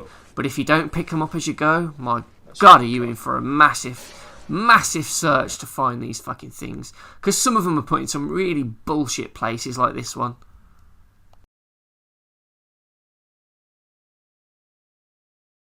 What the fuck? One of the most bullshit things about this trophy is that the 350 collectibles don't actually show up on the in-game map. What a fucking joke. Even in the end game, the game still screws over Cole by not showing you them on the map. So how the fuck do you find these fucking things?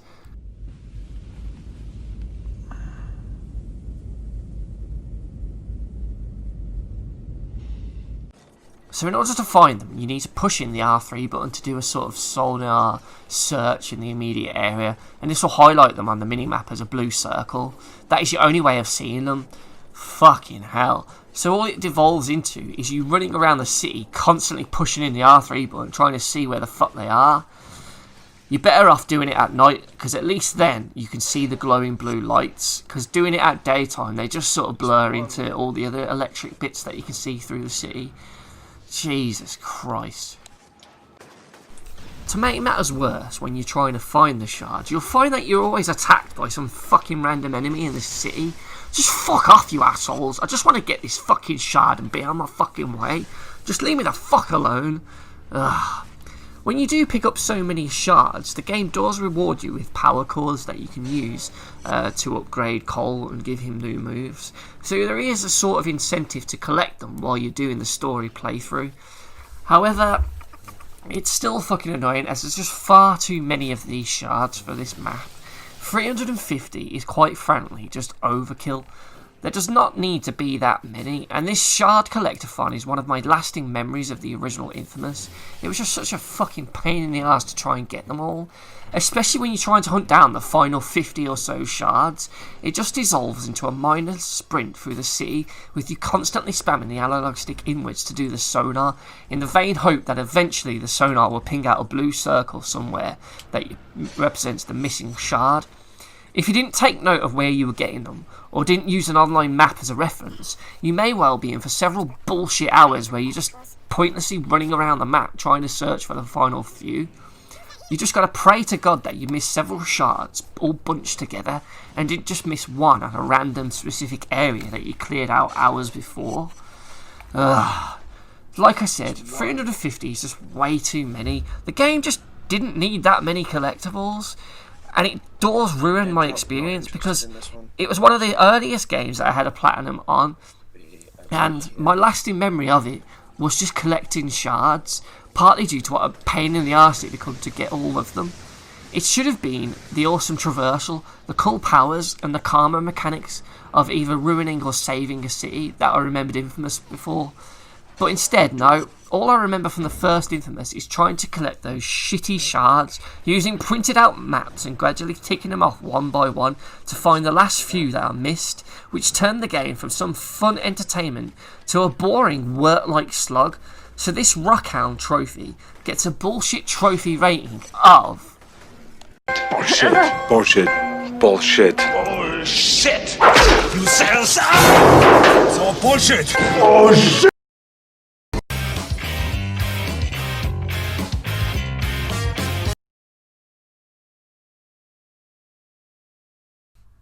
Hi there, and welcome to That One Bullshit PlayStation Trophy with me, Super Beanie Man. Now, for today's episode, I'm going to be doing things a little bit differently, because if you didn't notice, this was the 25th episode of the show. I can't believe I made it to 25, but to celebrate, I'm going to be doing a special episode where I take a look at 10 trophies that I just gave up on.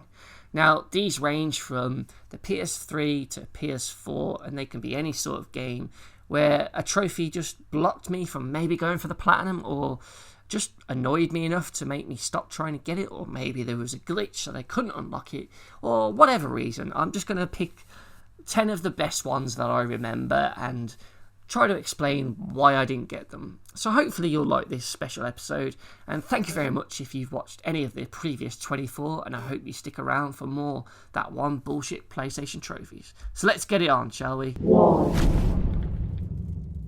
For Resident Evil 5 on the PS3, I currently have a 97% completion rate, unlocking 70 out of the 71 trophies, and the only one I couldn't get was the silver trophy, We Will Survive, which requires you to win 30 matches in Team Survivors.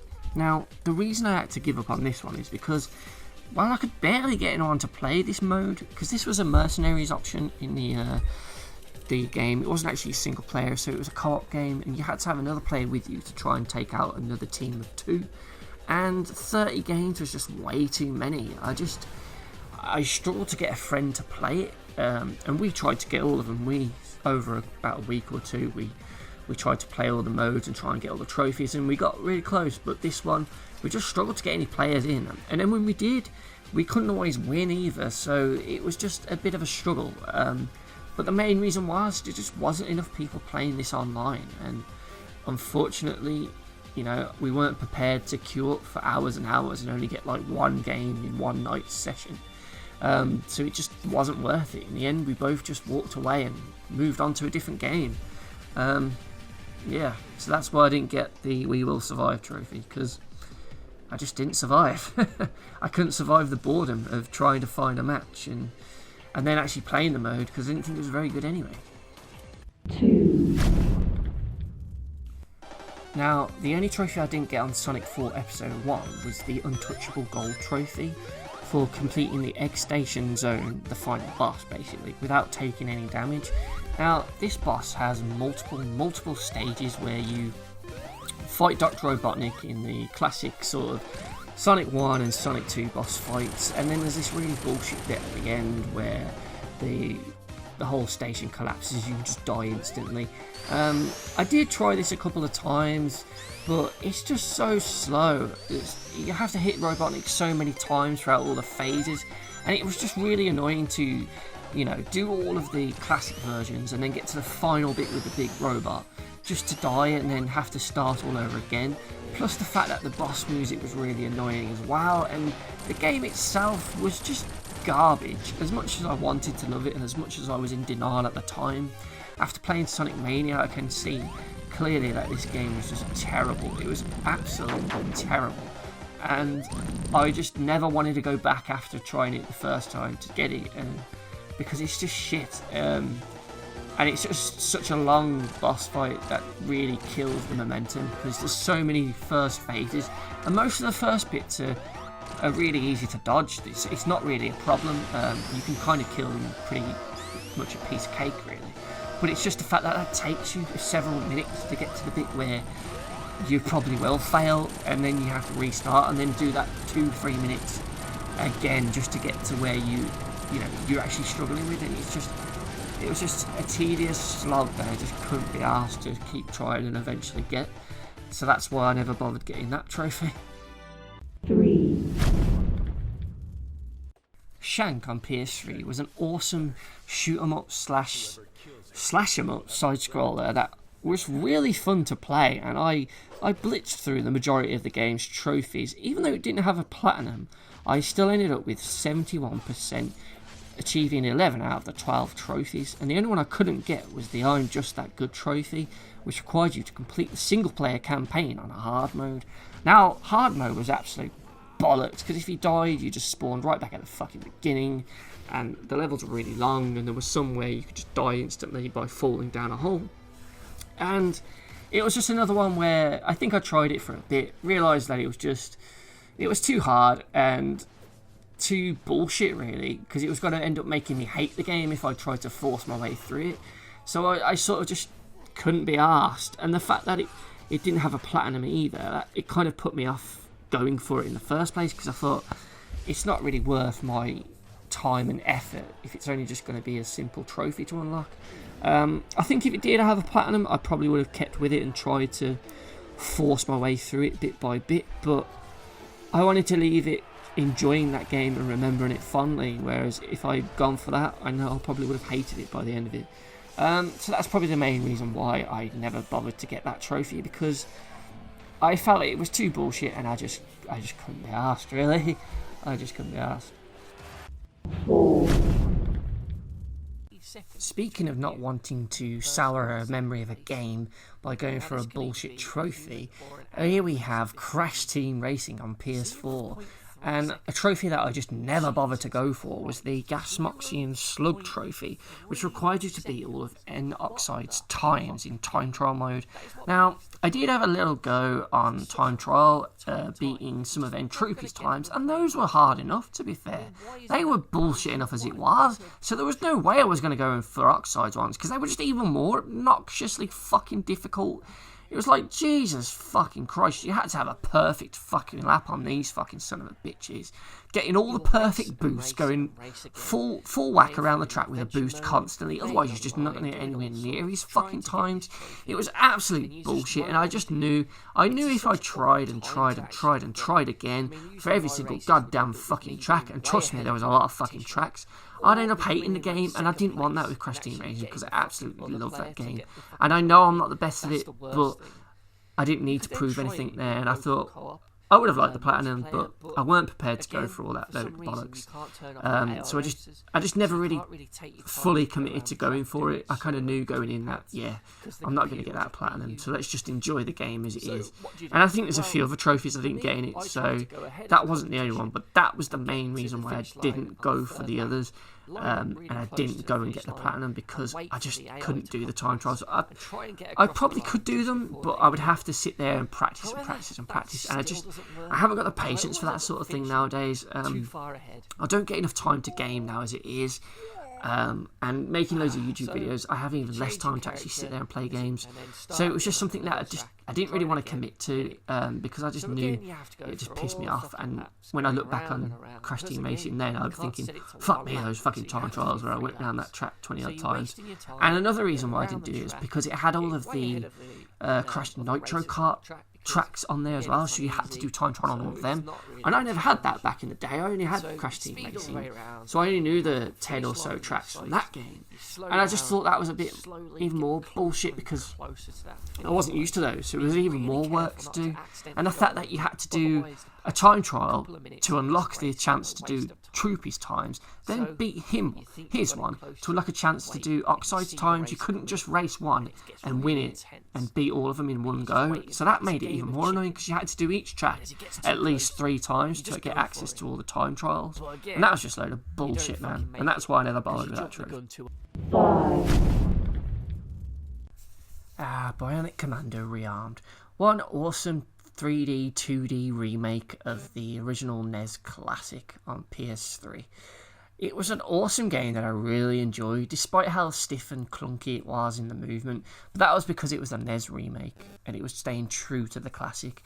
It also included some challenge rooms, and it's here where I failed to get all the trophies because of this one bullshit trophy called a real challenge, which required you to get 1 star in each of the game's 56 challenge rooms.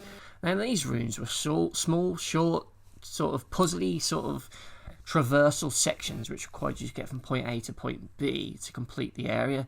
Now in between you was a load of traps or sort of obstacles that you had to overcome using your grappling hook arm, and to be honest, even from the beginning they were fucking hard, and only a few of them in and I was doing moves that I didn't even realise were possible. I didn't even realise you could do that despite having played through the game's entire story mode.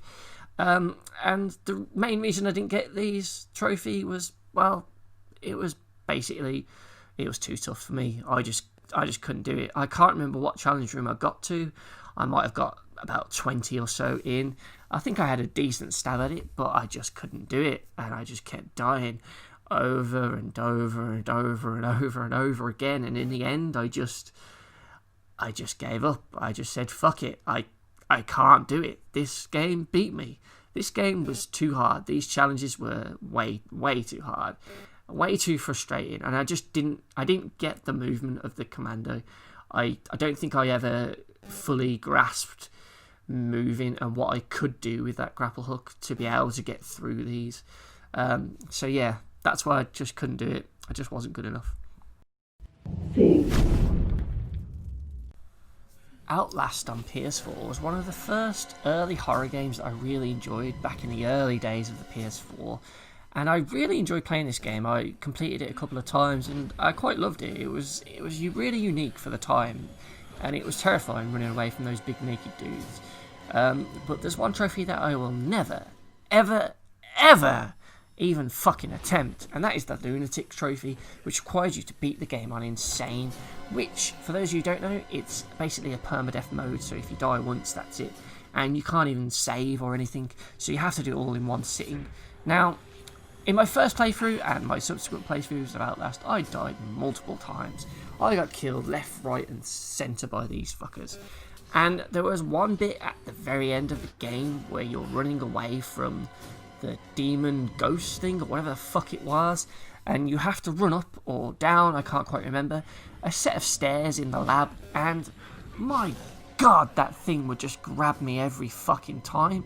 You had to do that set of stairs in a very specific way. You had to turn at a very specific angle in order to be fast enough to go around them and avoid being grabbed by that ghost. And I just thought, wow, there is no way I'm ever going to try this playthrough and do everything perfect just to get fucked over by a fucking shitty bit at the end, because if that smoke creature grabs you, that's it, you're fucked instantly. And I thought to myself, nah, that's just going to piss me off. And that's one of the main things with trophies for me. If it really fucking annoys me, I don't want to do it, because I don't enjoy the game at that point, and it becomes more of a chore, more of a job then to try and finish it. And I want to platinum games that I enjoy, not necessarily ones that are easy, because I will play games that are hard, and I know there's a few here that I've not done because they're hard. But I just think this one's bullshit, because you can do a hard mode without having it just be a permadeath thing. Especially when you can just get grabbed by things you can't see, or things are chasing you in a very bullshit way. And I just thought, nah, it's not for me, this trophy. And that's why I never got the Lunatic Trophy on Outlast 1.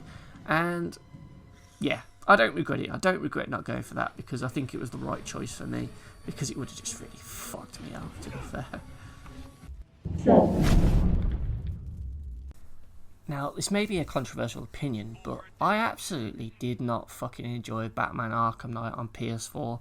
Now, sure, it looked great, and the acting was great, and the Joker bits were cool, but the game itself was just an absolute fucking slog. And I think the Arkham games always suffered when they tried to be a big open world. For me, Arkham Asylum was the best of the three games. It was the best of the bunch, man. It was just so much tighter, so much more refined, and the gameplay was just a lot better. It was a lot more fun to play. The Riddler challenges in that game were great, and yet in Arkham City and Arkham Knight, they just went overboard, because they had this big, massive city with nothing in it, so they just populated it with a load of Riddler challenges, and the ones in Arkham Knight were just a piss take. It's bad enough when you got 500 odd collectibles in a world to just run around and pick them up, but it's made even worse in Arkham Knight, because the majority of them are fucking awkward ass puzzle ones where you have to figure out how the fuck you get to the fucking thing, and sometimes you have to solve a mini puzzle or a physics thing, or sometimes you have to use your Batmobile to get in there, or one of your many gadgets, and it just made it an absolute fucking grind just to get one collectible, and then you got to do it all over again instantly to get the next fucking one. So just there's hours and hours of gameplay that is shit just on these shitty collectibles. And I really hope in the next game they make, they just get rid of these, or just have like 50 or something that are easy to pick up, because it's just boring, monotonous and tedious, and most of all, it's just not fun. I think I did a handful, and I just thought, nah, fuck it, I'm not getting this platinum anyway, so we'll just fuck it off, and I won't even bother. And it was the main reason, really, because I just don't see the fun of going around collecting these things, because it's just a time slog, a time waste. They're just boring. I just can't be arsed, basically, and I just never bothered to do it. If the game was more fun and you didn't have all the Batmobile bollocks in it, then maybe I would have done it, but I just think it's really obnoxious of the developers to make that many collectibles. It just didn't need to be that many. Populate the world with other fun things to do, none of these shitty collectible puzzles. I mean, Jesus Christ. Fuck that. So, I never got the Up to the Task trophy in Mad Max on PS4, which required you to complete all of the non-repeating challenges in the game, which added up to probably around 500 odd bullshit challenges through combat, traversal, collectibles, the car upgrades, all sorts of challenges basically. And there was one in particular, the scavenging locations, which required you to loot 191 scavenging locations scattered around the game's large open world. And the problem with this was, well, you could get all of them picked up and find that the counter is glitched out at 190 of 191, and then that locks you out of this overarching trophy that you've been working towards throughout the whole fucking game. I already did a trophy bullshit video on this, so if you want to see more about it, jump to that video. But just know, I would have got this trophy, I would have got the platinum if it wasn't for this fucking bullshit glitch that the developers never saw fit to patch, even though they later patched the game multiple times to add a load of bullshit things in. This, sadly, was never fixed, and I could not be asked to go back through the entire game to try and get this in the vain hope that it would work so I could get that platinum trophy. So, unfortunately, fuck you, Mad Max, you disappointing bastard. Wolfenstein 2 was another game that I really loved, and I enjoyed playing through the story, but it was a game that absolutely kicked my fucking ass from beginning to end. This game seemed a lot tougher than the original game. I mean, at the start, Blazkowicz is injured anyway, so he's a lot weaker, but it was just relentless all the way through. I really felt like this was a lot harder than the original. And for one of the trophies, which I just never got, never even attempted, was the Mein Leben difficulty trophy, which required you to beat the game on the hardest difficulty, which was basically the hardest level of challenge. And unfortunately, it was a permadeath thing. So if you died once at any point throughout the game, it would just restart you at the very beginning. And to be honest, I am not prepared to try that on any fucking game, especially one that's like a good 8 to 12 hour campaign. There's just no way in hell that I'm going to do that in one sitting, for starters. So that's one of the bullshit reasons why I never bothered to do it. And then just the fact that, you know, it's a shooter. You could shoot a barrel by mistake close to you, accidentally kill yourself with a grenade. You know, there's all sorts of things that could happen. There's all sorts of ways in which you could die in this. And to get several hours in and just die by a small, stupid mistake and then have to start from the beginning is just heartbreaking. And the fact that you can't even skip cutscenes either, so you have to watch the same shitty intro bit over and over again. It would have really pissed me off, and I just thought to myself, nah, I don't want to do this. So I didn't even bother to go for it. If the game would have given you a couple of saves, like in Dead Space, where you could save 3 times or whatever it was, then yeah, I might have done it, you know. Or if there was checkpoints or, you know, something where, you know, it wasn't just one death and you're game over back at the beginning. Because I don't see the appeal of those sort of things. I don't see the appeal of that challenge. I'm not one to try and go through it again and again. And there were certain bits in the game later on, like when you're on top of that airship thing and it's like wave after wave of bad guys come at you. I just don't know how the fuck you would do that. Or that courtroom where you start off and there's loads of enemies in the room with you and then more come through the walls and windows and all shit. I just don't know how the fuck you would get out of that bit.